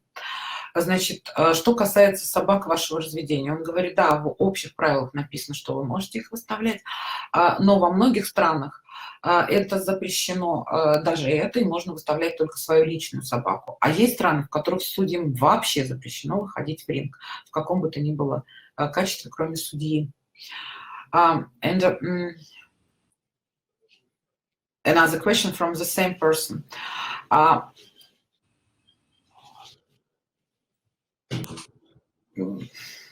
No, I do not understand. It is about the ethics and the faces. Yes, and I think she's talking about that in the breed which you are still showing. There are faces. There are some names which you cannot get rid of when you are judging. And if you are still a breeder, you also must cannot forget about it. I don't know. I really do not understand the meaning even in Russia. The meaning of the question.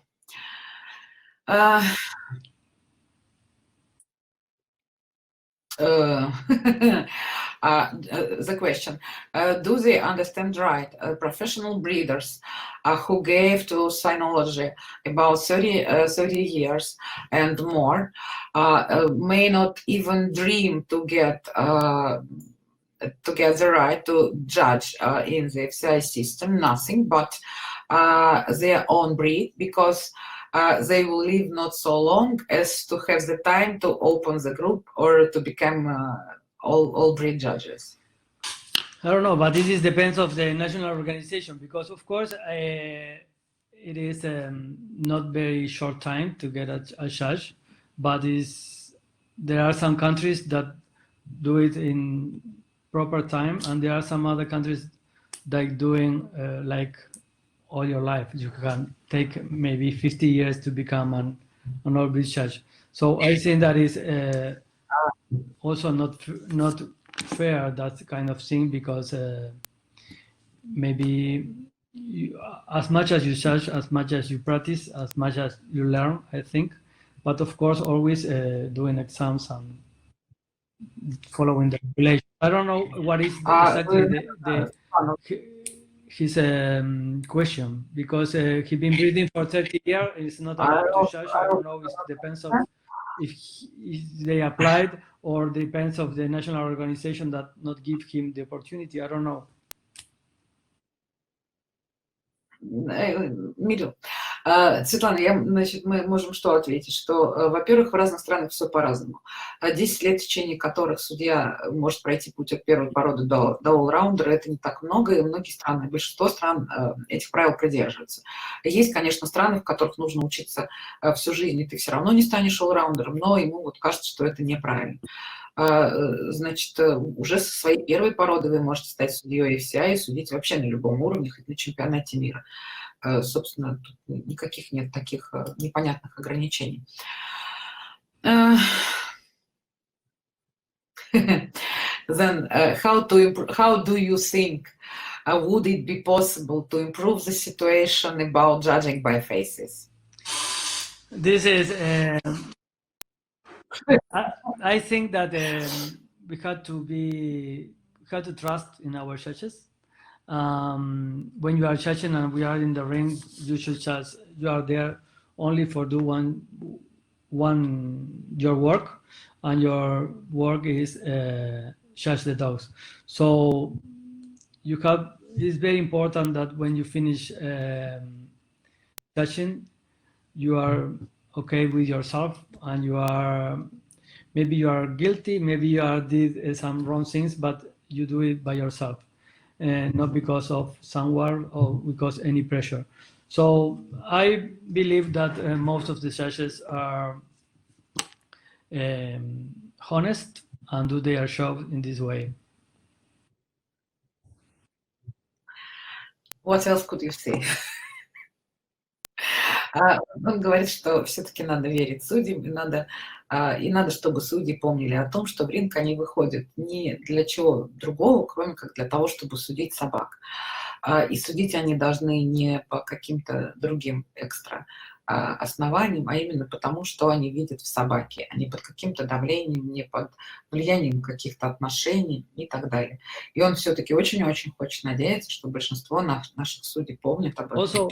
Also, the exhibitors always has the right to enter or not enter under certain judge if they consider are not honest.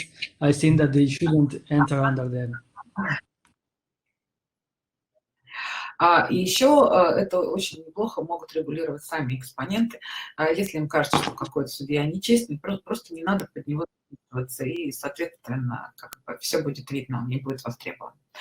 The question is, they would like to see new judges in the pool, and because now the dynamic is not good, always the same names, always the same judges. Maybe you should think to make the regulations to become a judge easy to see more new faces in the judges pool. It's not my question. I think that is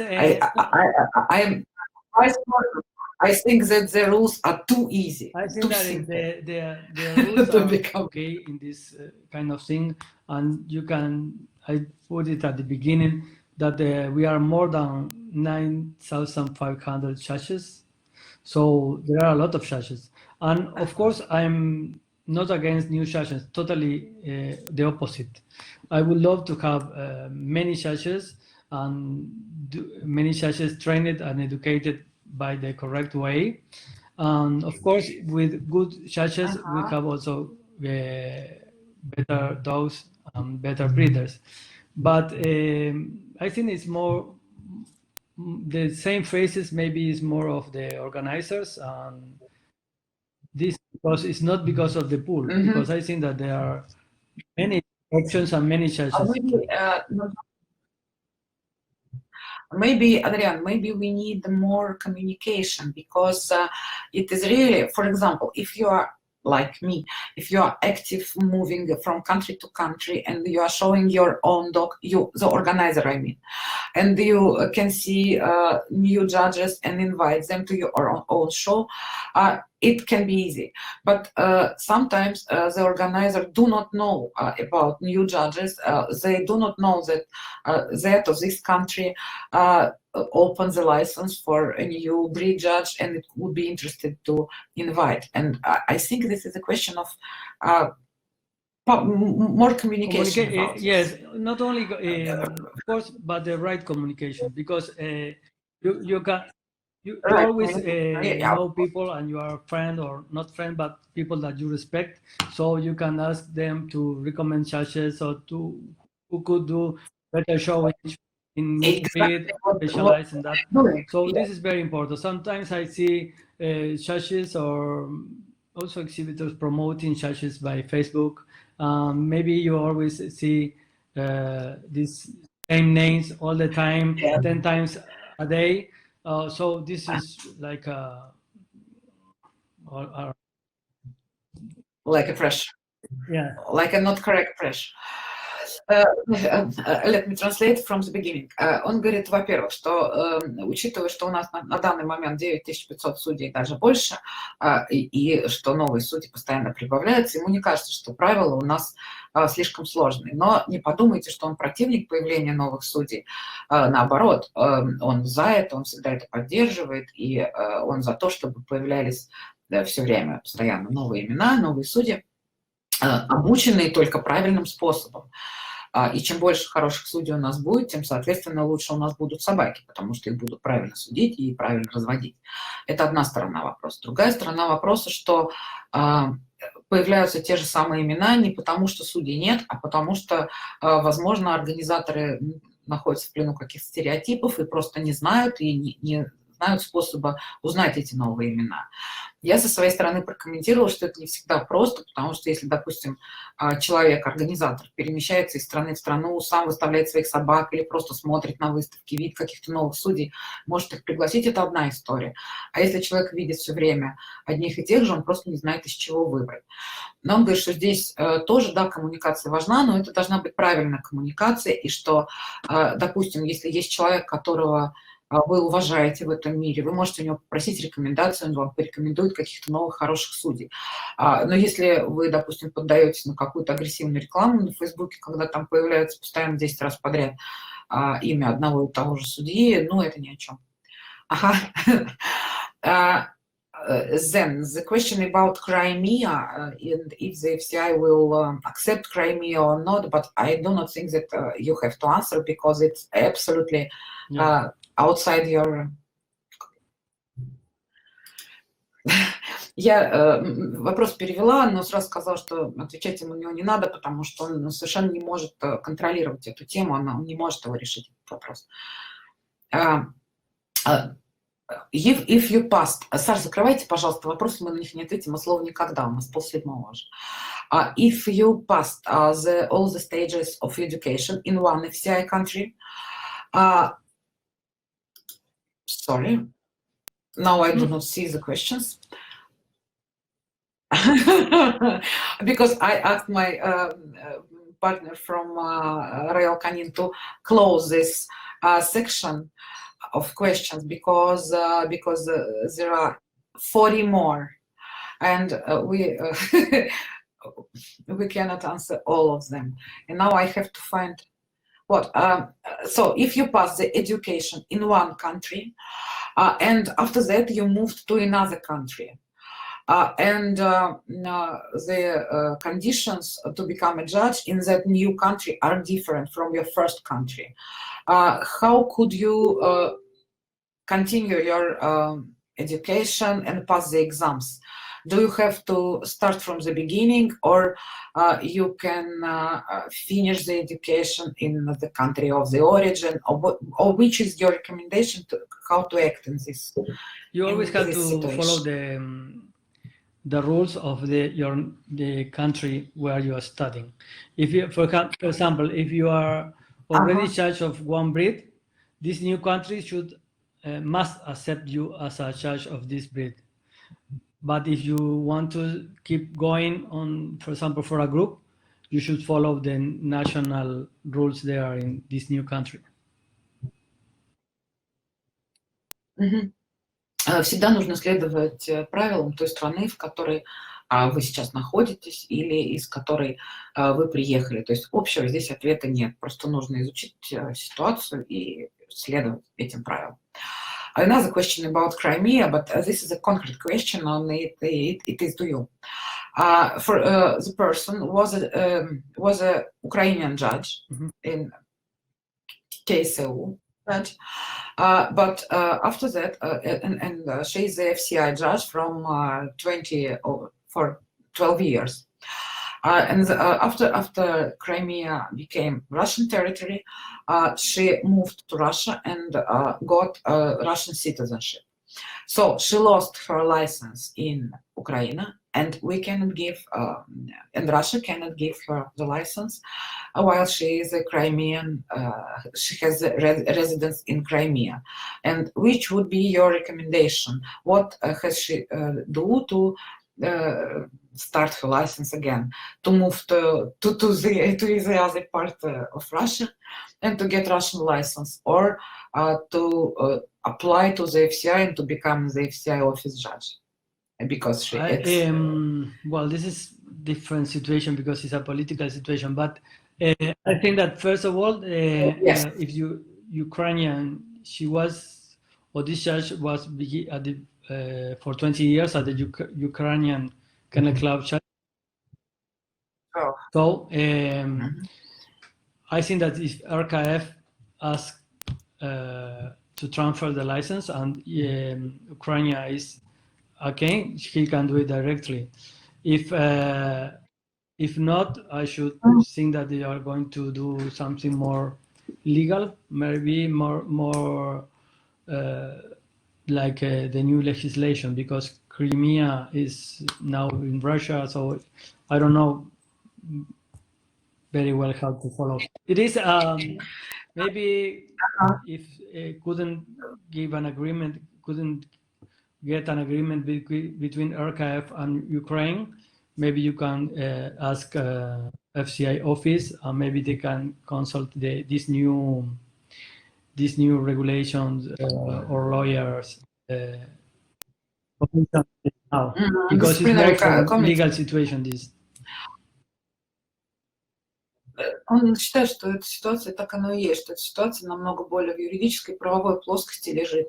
И мы вот так вот ни в рамках FCI, ни в рамках какой-то одной кинологической организации решить ее как-то единообразно не может. Он рекомендует начать с того, чтобы попробовать попросить РКФ обратиться в КСУ и перевести вашу лицензию. Если такое соглашение невозможно будет достигнуть, то тогда, возможно, обе наши кинологические организации, РКФ и КСУ, могут обратиться с этим вопросом и за рекомендацией, как лучше поступить в этой ситуации, в новую дисциплинарную комиссию FCI, где у нас работают юристы, и они могут нам посоветовать, как просто найти, какой выход найти, чтобы он лежал в правовой плоскости, и чтобы он не противоречил ни законам Украины, ни законам России, ни законам той страны, где зарегистрирован FCI.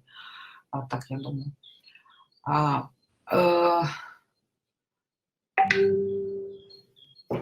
the question, the situation, I do not know about which breed is.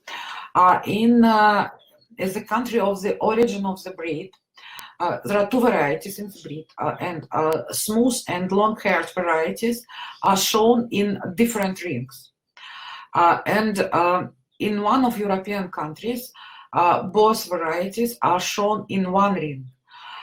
Does the National Cynological Canin Organization have the right to change this rule coming from the country of the origin? Each breed has one casib. If there are two different varieties and each of the varieties has different casib,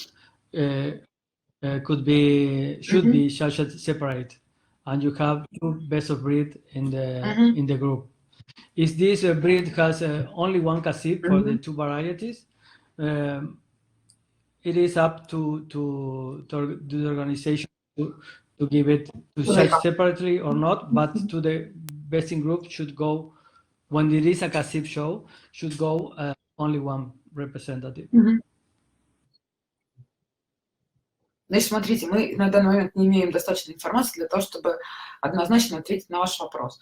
Зависит от того, по номенклатуре FCI, сколько цацибов присуждается в этой породе.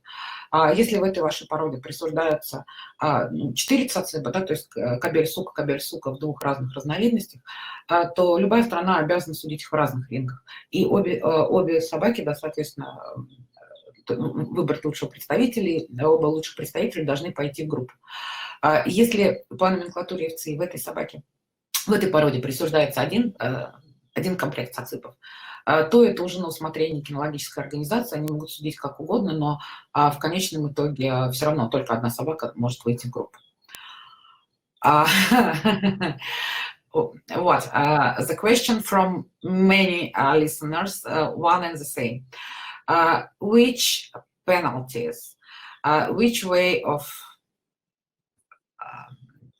influence could be applied to the person, to the judge, who is starting to judge the breed without knowing the standard, even the height recommended to this breed?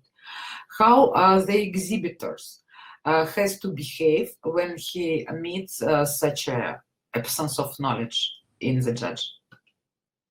But we really often meet this situation when the judge doesn't know even the easiest points of the standard. Yes, well, difficult question. It is, of course, the exhibitor always should behave good, and does not mean that you can't, like an exhibitor, you have the right to talk with the judge after the finish the breed, and you have to talk with good manners. Does not mean fight, and you can talk and ask him his opinion or not. But I think that is you have to remember when you are, unfortunately, when you are going to a show, you decide to enter under this judge, and this judge is you are going and enter under this judge to get his opinion. So maybe you are not agree with the opinion, so then you can explain him or something, or later on you cannot anymore enter under this person. Or if you think that is something really bad behavior of the judge or something, you can do the official complaint in the show, and this is going to be treated as the importance that it has. It depends of the organizers, and then maybe they move it to the national organization. Ну, как сказать, вопрос это сложный, разумеется. Разумеется, вы как экспоненты всегда должны вести себя хорошо. Но это не исключает того, что, то есть вы не должны грубить в ринге, как бы удивлены вы ни были. Но это не исключает того, естественно, что за пределами ринга, когда уже он закончится, вы все-таки выскажете судье свое мнение, зададите ему вопрос какой-то, но тоже в вежливой, воспитанной, в вежливой манере, не переходя рамки приличий. Кроме того, вы, когда идете на выставку, когда записываетесь под того или иного судью, вы записываетесь с тем, чтобы получить его мнение. Если это мнение вас не устраивает, если вы с ним не согласны, вы, опять же, можете ему после ринга об этом сказать и задать ему какие-то вопросы вежливо. И вы можете никогда в жизни больше под этого судью не писаться и друзьям не посоветовать. Кроме того, если вы считаете, что судья просто действительно грубо нарушил правила FCI, например, неправильно себя вел, грубил или еще что-то сделал, выходящее за рамки допустимого, то вы можете написать жалобу в оргкомитет выставки, а оргкомитет выставки, в свою очередь, может передать эту жалобу дальше на рассмотрение в кинологическую вашу организацию.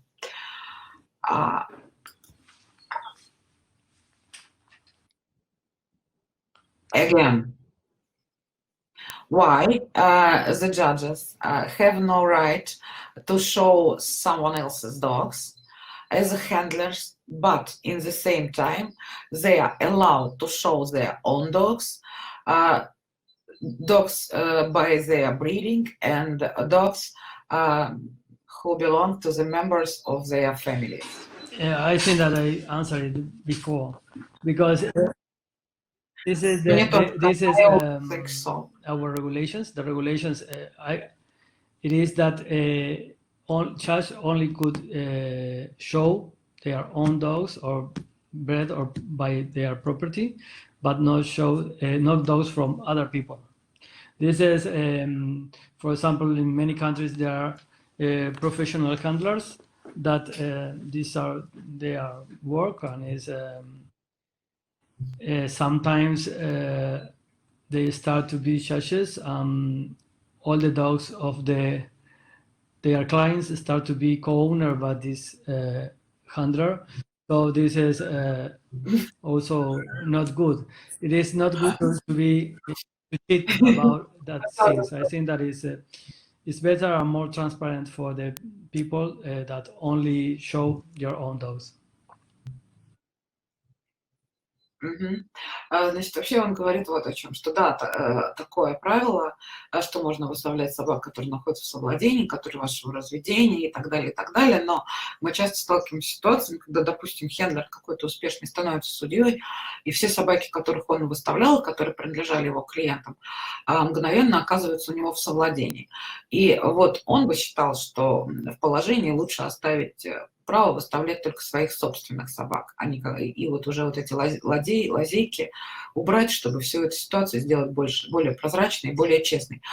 Adrian, but another side of this story is that, for my opinion, I'm not a judge, but by my opinion, the judge must be allowed to show his own dogs, because if he becomes a judge, and it means that he has to stop being a breeder and being dog owner and so on, it limits very much, give a lot of limitations to his further education and his further yes, development. I agree with you, but this was not the question. The question was to show dog owner by other people. Okay. No, that's my commentary of the question. Yes. Я от себя добавил, что по моему глубокому убеждению отнимать у судьи право выставлять своих собственных собак ни в коем случае нельзя, потому что судья должен продолжать развиваться как заочник, он нам не интересен, если он оторван вот этого, и да, тут он со мной согласен. Another question, what to do?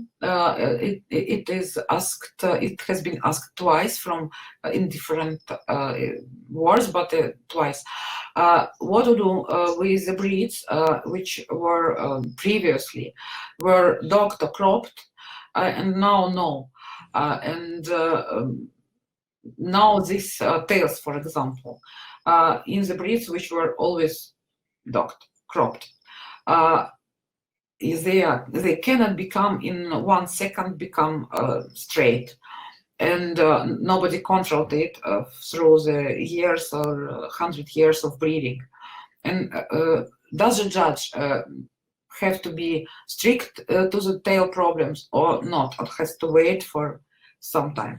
Of course, the breed is a process, and you can't, if you've been docking or cropping for many years, you have to have good ears or good tails. You had for a while, so you had to work on it, and this is not from one day to another one. So I think that judges should evaluate the whole picture of the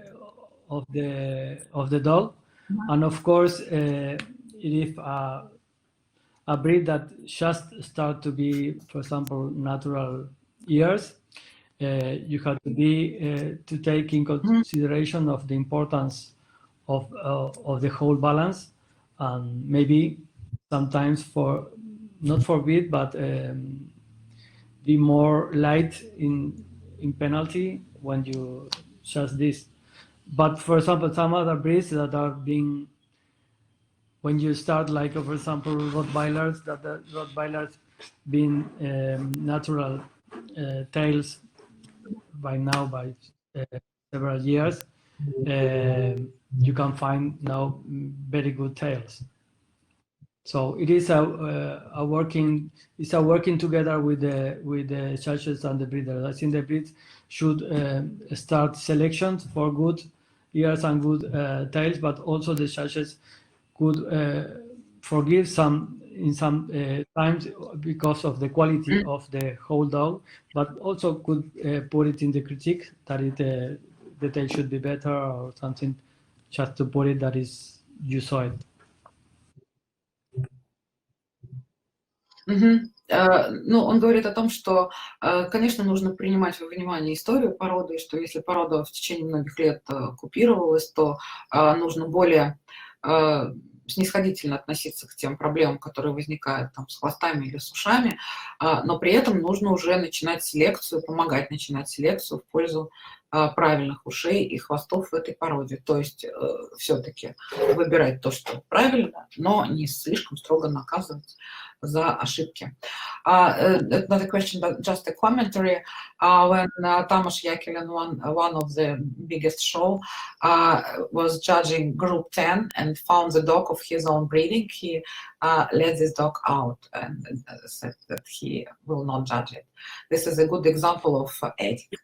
Yes, just a commentary from our listener. Mm-hmm. Yeah. Yes, also I saw it with the Laurent in Geneva.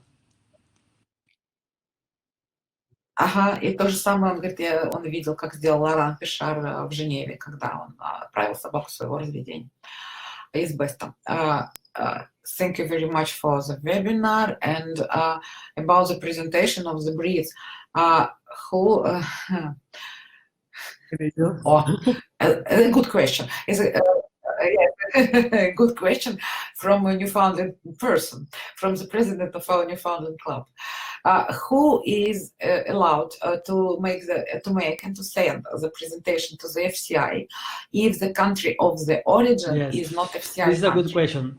Well, we asked the same to the General Committee. We are now trying to. The FCI office is getting in contact with these countries of origin, for example, Canada or the States or UK. So as now we are using, of course, the official standard, but they already have some PowerPoints and some training for judges in this specific breed.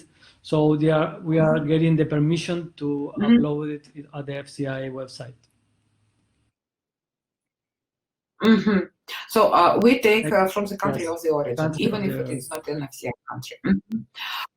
Это действительно хороший вопрос, он говорит, и они уже задавали его от комиссии, задавали Генеральному комитету, и после обсуждения пришли к решению, что мы будем запрашивать, ну, FCI будет запрашивать эти презентации в странах происхождения породы, и ну, они в большинстве случаев есть, просто нужно договориться, чтобы мы получили разрешение разместить это на сайте FCI.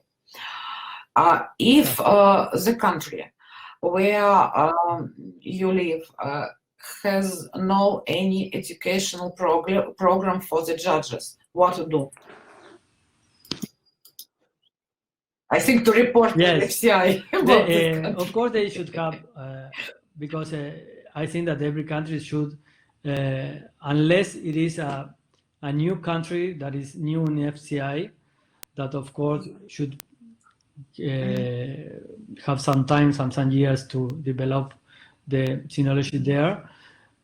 It is very important to have your judges. If you don't have education program in your judges in your country, means that you don't have judges. So I think that it's very important that this country get one education program, and maybe they can use it, the one that we are developing at the FCI Judges Commission. Значит, в обязательном порядке в каждой стране должна быть программа для подготовки судей, потому что если вы не готовите судей, то у вас нет судей, соответственно, вы просто не можете двигаться дальше. Но если это, допустим, страна, которая только недавно присоединилась к FCI, то можно предположить, что ей нужно какое-то время для того, чтобы эту программу запустить. Ну и, в общем, как-то да, надо стимулировать. Could be... is the judge invited to the show as a judge?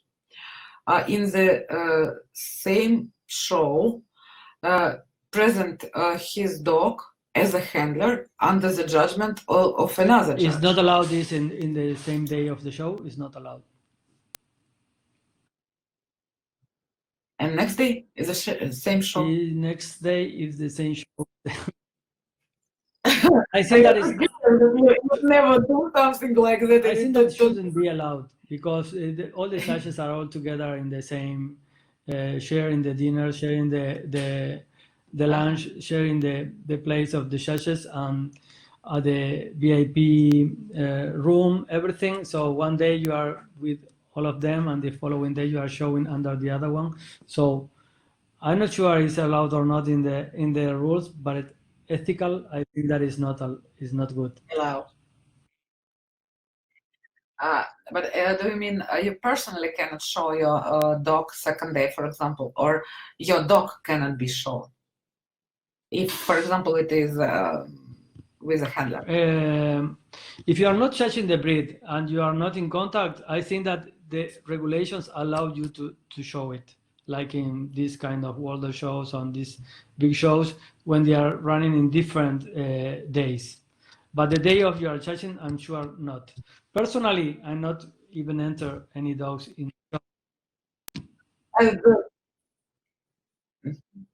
Значит, он говорит о чем, что независимо от того, что написано в положении, ему кажется, что в тот же день запрещено, да, выставлять свою собаку. Но другой день, независимо от того, что написано в положении, ему кажется, что это неприлично, потому что все равно все судьи находятся вместе обедают, вместе ужинают, и один день быть со всеми в судейской комнате, а второй день уходить в ринг, это странно.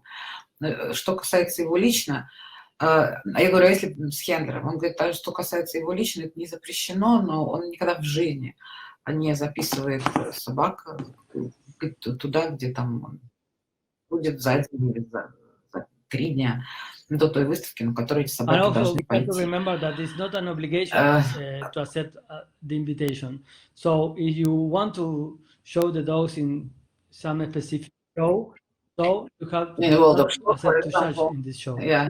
There are some people that want everything, judge and show and everything. So you have to do some choices. Он еще раз хочет вам напомнить, что вы вовсе не обязаны принимать приглашение. Если, допустим, это какая-то выставка, на которой вам очень хочется показать свою собаку, ну просто откажитесь судить там. Езжайте и выставляйте свою собаку. Есть некоторые люди, которые хотят все сразу и выставлять, и судить, и все вместе. Ну, выберите что-то одно для этой конкретной выставки. The question is that one of your slide in 11 point, it was written that you do not have to show your docs of your property, but I think it was a misprint.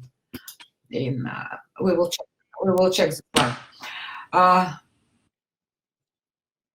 The question, if it is planned to establish an ethic code for exhibitors and handler in the FCI system, as well as at the shows and then social Yes, media. we are in the last meeting. Yeah, in the last meeting we have some proposals to the FCI General Committee to include in the code of ethics some behavior in social media for the judges.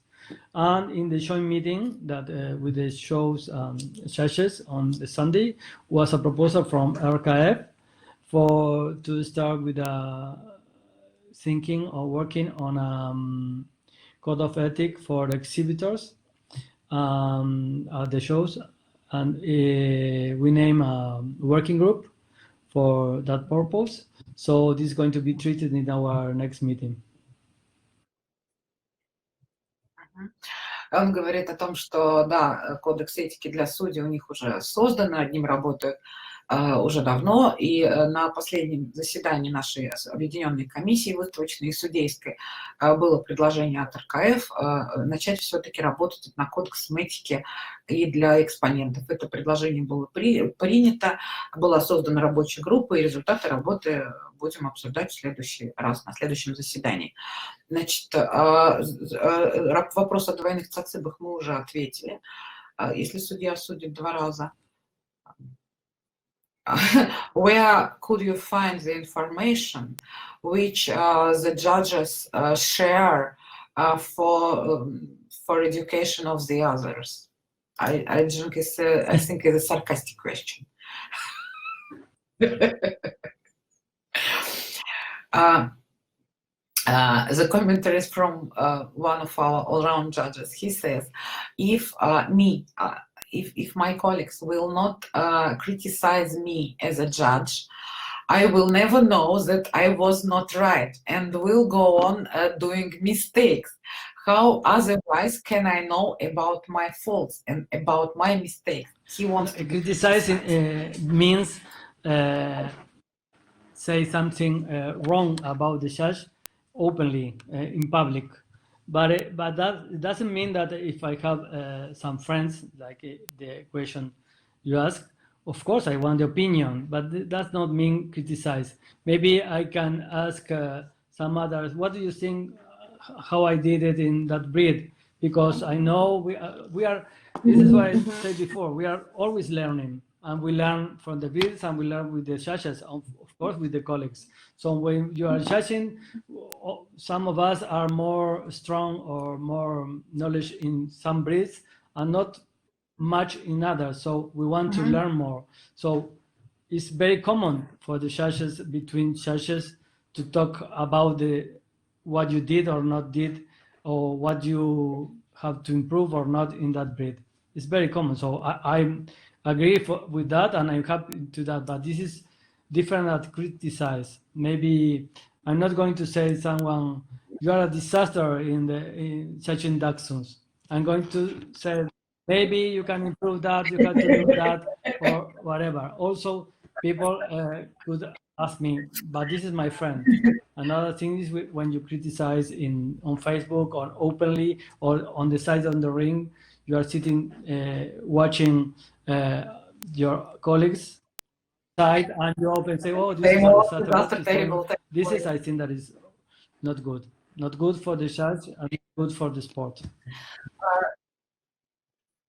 Мы говорим о разных вещах. Адриан говорит, что, безусловно, мнение коллег, мнение опытных заочников, мнение друзей для нас всегда важно, потому что мы, как он говорил, всегда продолжаем учиться и должны продолжать. Но это совершенно не то, что подразумевается под вот этой вот открытой, уничижительной критикой, если, допустим, он подойдет к кому-то и скажет: ты просто разочарование, ты ужасно отсудил так. Это неправильно, так нельзя делать. Или если он будет сидеть, например, рядом с рингом, размахивать руками и говорить, какой ужас, что он делает, как он неправильно судит. Вот именно это имеется в виду. Или он на Фейсбуке будет критиковать работу коллеги. А если коллега, допустим, всегда, естественно, нормально, что один знает одну породу лучше, другой сильный специалист в другой породе. И, естественно, нормально, когда люди подходят друг к другу и спрашивают: ну, как я вот сейчас отсудил, как вот, что ты думаешь, что вот. Это помогает нам улучшить наши знания и наш опыт. Это просто разные вещи. Одно значит помогает. Адриан, come back, please. What happened? Ждем. Ждем. Try to come back, please, please, please. I'm here. I'm back. I don't know what happened. Something sometimes happens. I translated that answer, so we can start with another one. The question about Netherlands, about the new law concerning brachycephalic breed. And we have 22 breeds where it is written in the standard that the muzzle should be short. And the new law in Netherlands is demanding to more long muzzle. And the breed will look differently, and the new look of this breed will not fit the standard. And what the judges are going to do and how they are going to deal with this situation. Yeah, this is a difficult situation maybe for Netherlands, but the judges should always follow the standard. So the standard and the standard from the country of origin and the standard that FCI recognized. So unless the standard is not changed, the judges should follow the standard. Если стандарт не поменяется, он не поменяется, судьи обязаны следовать стандарту. Поэтому это грустная ситуация, скорее всего, для той страны, где такие законы принимаются. Another question about education. If when you start to get the education in one country, you, for example, had the kennel name in the other country, but have not moved this kennel name to your new country, will these years will be counted to you as you were a breeder, or you have to start everything from the beginning? No, you have to. Unless you move completely, you could keep doing in your original country. After 3 years, you are obligated to move to the new country, but of course in accordance with your former national organization. So you can, if you start, for example, in Russia and you move to Uruguay, when you come here, we must accept you what you finish in Russia, and you can continue here. If you carry your kennel name registered in Russia and you move to a new country, you can move your kennel name to the new country.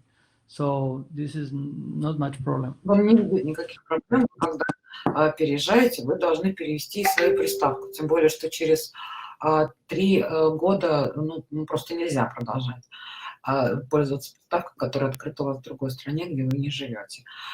Если вы, допустим, из России сейчас переедете в Уругвай, мы вас без проблем примем и зачтем все ваше образование. The question is about Russian situation. I will translate, but it's not up to you. Maybe I don't know. I will answer.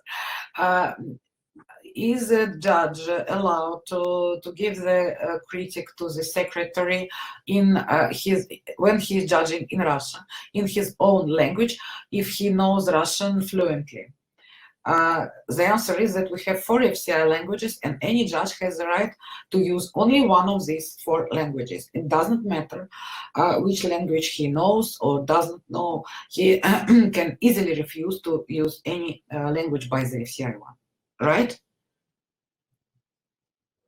Yeah, when you are judging, you have to judge at least in one of the official language. So you have to, if you belong, for example, from Russia, and you are going to other country, you have to talk in one of the official language, or you have to have an official translator. But it depends on you. Mm-hmm. So, for example, about critics, the judges should have the right to see what is writing. Sometimes it's not possible, but should be that way. For example, if I'm judging in Russia, I never had any problems in Russia. I had excellent secretaries, ring stewards, but when sometimes could happen that maybe our English is not the best, or the English of the ring steward, so and it's not our native language for neither of us. So sometimes could be some mistakes when writing, but if the judge or the owner has any doubt, they always could go to the judge and ask. Значит, по поводу языка я прокомментировала сама от себя. Это странный вопрос, потому что никто не обязан знать язык, который не является языком FCI. А от Адриана ответ другой. Значит, он говорит о том, что когда человек едет в любую страну судить, он обязан знать хотя бы один язык FCI. Может быть, это английский, может быть, это французский. Да, иногда бывает, что мы владеем этим языком не идеально, но всегда в конце концов можно подойти и уточнить. Так.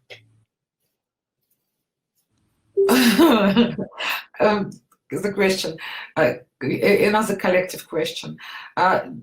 There are some rules about rotation of the judges in the country, or you can go on 10, 20, 30 years, invite the same one as the same judges. What is the question? If it is okay to invite the judge to invite every year? The same judges years by years, or there are some rules which we have to follow. There is no rule. There is no rule about that. In some countries, it is a rule that one judge couldn't judge this breed every year, only once a year. It depends on the country, but of course, it's good to have different judges because it's good to have different opinions. I don't know what is the fun or I don't know what they invite the same judge every year to do the same. But you are always in the right not to enter again. Он говорит, что, конечно, прямых запретов нету, но как-то неразумно приглашать все время одних и тех же судей делать одно и то же. И зачем вам это надо, да? Потому что всегда интересно услышать разные мнения, а не все время от одного и того же судьи про одних и тех же собак. Но опять же у вас есть то же самое право не записываться. Тогда, возможно, это сподвигнет. The question in English from the question about judging junior handling. It's allowed or not that the judge who is judging junior handling in the main ring at Katsip show to ask to introduce a surprise dog for the final decision. Not any mention. I do not understand the topic, but I'm just reading. Not any mention about this topic in the FCI junior handling standard or show standard that mean it's forbidden. What is a surprise dog? Yeah, actually I have not much idea about the regulation of junior handling, and it's not in our judges regulation because this is more for show regulation. There are a specific regulation for junior handling, and this is, if there is missing, maybe you can write to the FCI Youth Commission that is one in charge of these regulations. Maybe you can improve it, or maybe they can answer these questions. Значит, он, к сожалению, не слишком хорошо разбирается в правилах судейства юниорского хендлинга, потому что он не относится к юрисдикции комиссии судейской. И на самом деле, если вам кажется, что в положении чего-то не хватает или что-то неправильно, то тогда, наверное, нужно написать в молодежную комиссию, которая за это отвечает. The same story, yes, it was the same kind of example when Rivas was judging Best in Show, and a dog of bred by him was, he also let her out, gave him the ring of honor and said goodbye. Also decided not to judge. Okay, there is a lot of thanks to you, to the RKF, and we stopped to accept the questions because I think you should be already a bit tired of us. But Yeah. no. Not for me. Okay, fine. It's okay. Are you okay? You must be exhausted after 6-7 hours. I don't know how long you've been there. But then I will, Саша, откройте обратно. Then I will let him 5 minutes for more questions. Саша, откройте вкладку «Вопросы». Друзья, давайте, у нас еще 5 минут. Вы можете написать какие-то вопросы. Мы с Адрианом то, что успеем, ответим, потому что когда мы еще его заманим? So, you said it. I opened this section. So, if we have some more questions, we can answer. I will just look. Thank you. People say that we unfortunately we do not have enough judges with this approach, with your approach. Thank you. But Adrian will judge in the Eurasia show you who are lucky to have the entry under him. You can enjoy. This is, look, I cannot even read because it is in Spanish, but you can take a look. Me gustará, okay. They hope that the members of the RKF commissions are always here and listen this. I am here. Thank you very much. Thank you very much. Thank you very much. Thank you. Яна, я не буду зачитывать вопросы, иначе мы никогда не закончим. Again, the question about judges' behavior in social media. Adrian. What? I answered before. It is there are several things that are, of course, we can see every day at the social media that is not like a good behavior for the judges, in my opinion. But it is nothing ruled about that yet in the FCI regulations. So we just made some proposals to the General Committee to be treated in their next meeting, that is in September. And I think after September, we will have some regulations about behaviors of judges in social media. Он еще раз повторяет, что на сегодняшний день это не записано в положении о судьях. Мы обсуждали предложение соответствующей рабочей группы на судейской и потом на объединенной комиссии FCI в Пальме. Предложения были сформулированы, приняты и направлены на рассмотрение Генерального комитета FCI. В сентябре, когда Генеральный комитет будет заседать, он примет то или иное решение, и если будет принято наше предложение, то тогда мы увидим изменения в правилах. Пока преждевременно обсуждать. Commentaries to us. Eugen. Hello again, Adrian and Екатерина. Adrian, we are proud of our National School of Sinology and about our traditions. And one of our traditions, I think it's Eugene Kupliauskas, I think, because I don't see the name. And our tradition is a good skill of a judge to do very detailed critique of the exterior and terminology and placing. How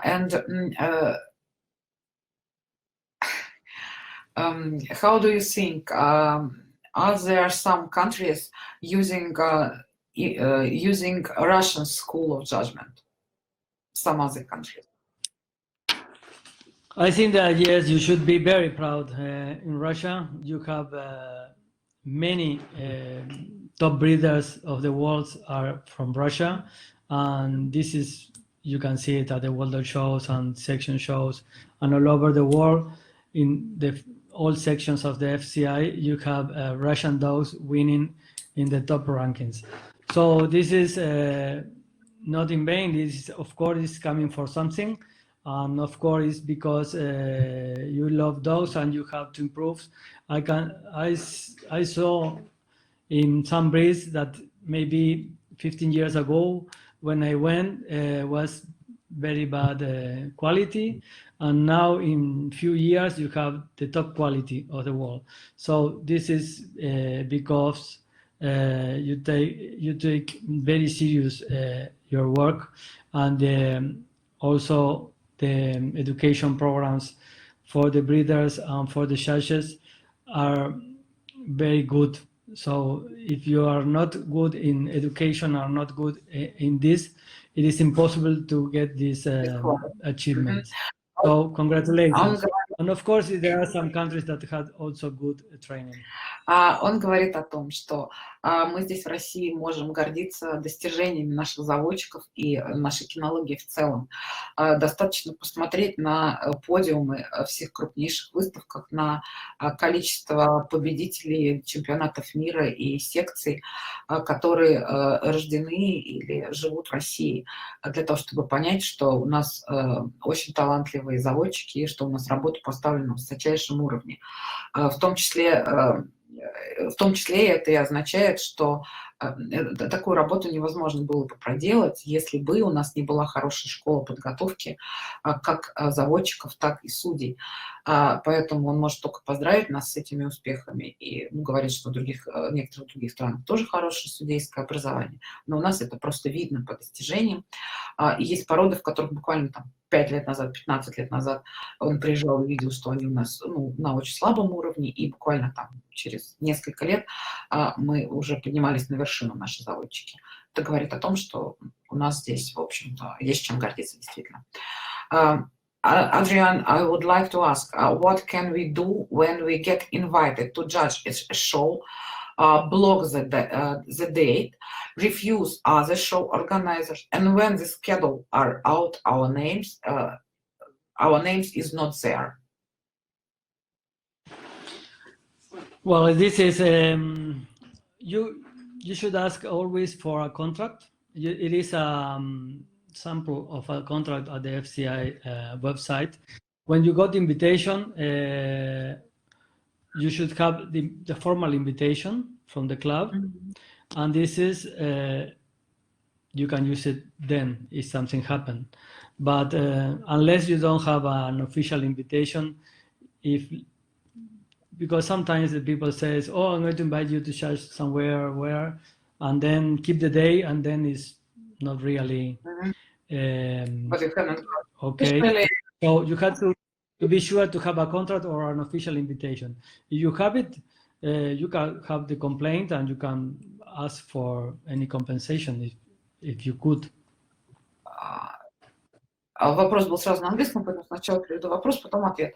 Что делать, если, допустим, тебя куда-то позвали, ты сказал да, ты зарезервировал дату, а когда появляется расписание выставки, ты себя там не видишь. Адриан отвечает, что, во-первых, вы должны быть уверены, что вы получили официальное приглашение, да, потому что иногда бывает, что вы где-то с кем-то поговорили на выставке, вам сказали, вот я тебя позову, дату держи, а потом получится, ну, как бы это забылось или этого не произошло. Но если у вас есть официальное приглашение, то, конечно, вы можете настаивать, можете пожаловаться, можете потребовать какой-то компенсации. Then, I think, все, закрываем. We have 4 more questions.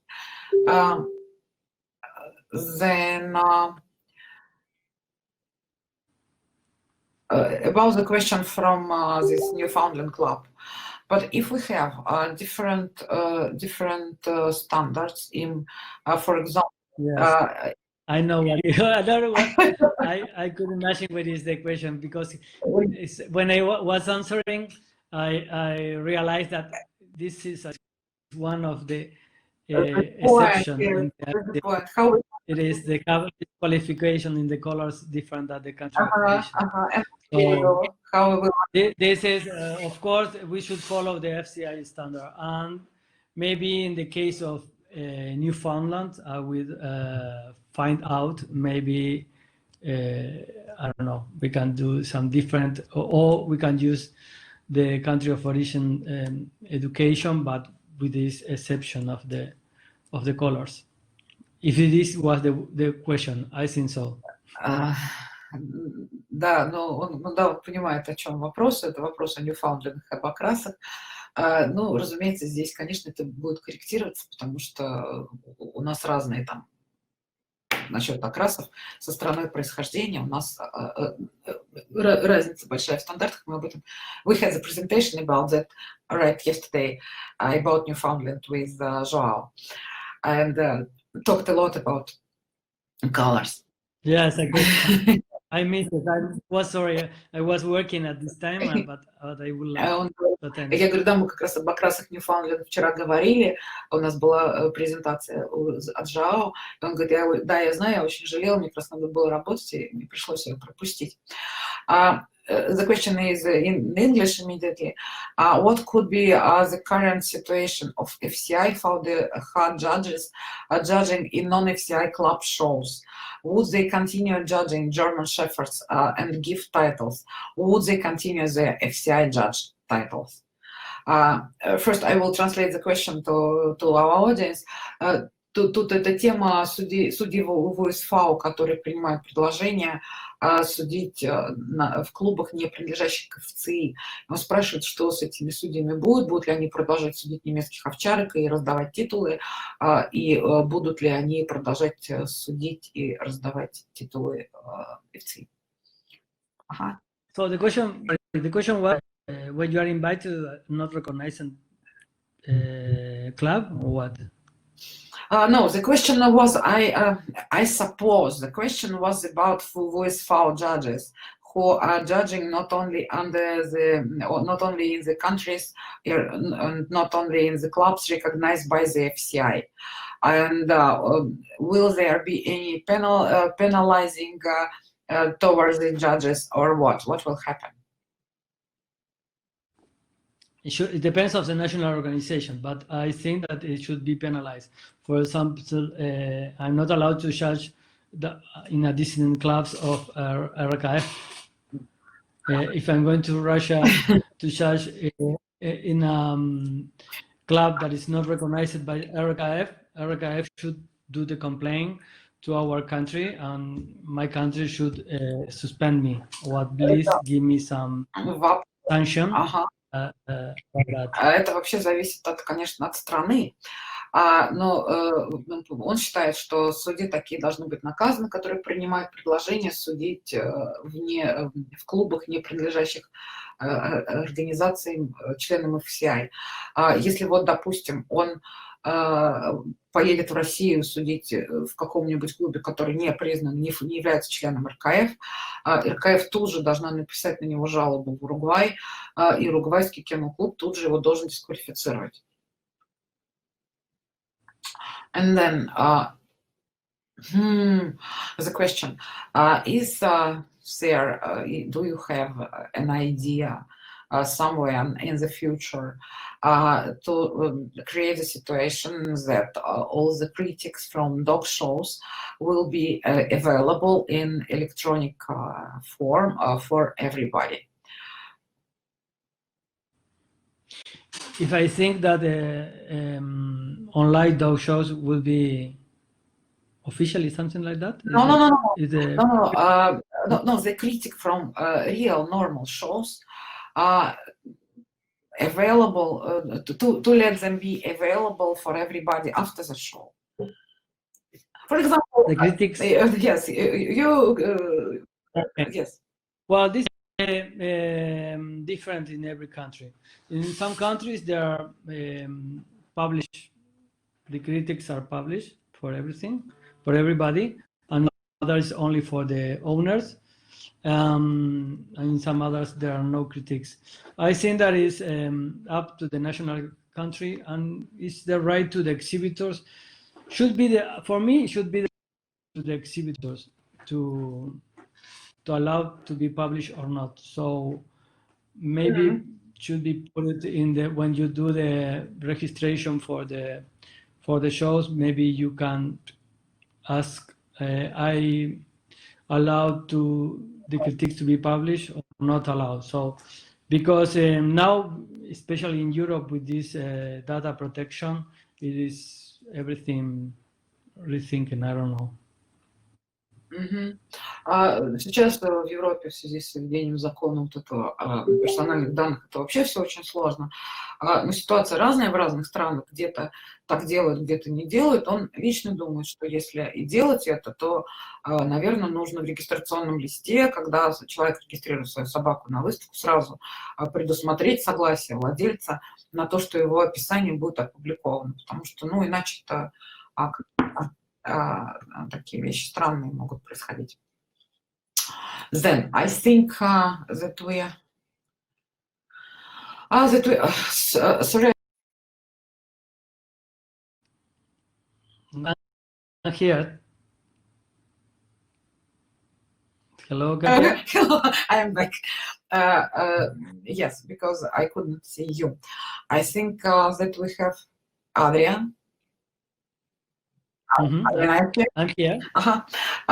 You see? Then we have to say thank you to Adrian for this 3-something hours with us. Thank you so much for your patience, for your dedication, for your presentation. We enjoyed, and we hope to see Jorge with his presentation about the standards.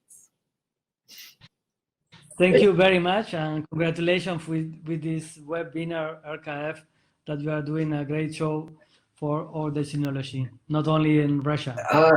Он говорит, спасибо вам большое за то, что вы делаете для всей кинологии, не только для России, запустив вот эту серию вебинаров. But it is your input. We couldn't do it without all of you, without all our speakers. So we are doing that together. From Umitos canal, thank you so much, dear Adrian. Best regards to Jorge. Thank you. I can say it. Thank you. So, ciao. Have a nice evening. Or see you somewhere. Thank you so much. Stay home. Чао. Итак, друзья, мы прощаемся. Мы сегодня опять побили все рекорды, да? Сколько? Нет, не совсем. Сколько? 5,5 часов. Это становится для нас нормой. Но... Я сомневаюсь, что это было 5,5 часов. Почему? С 13:00. Ой, это 6,5. Я не заметила. Совершенно верно.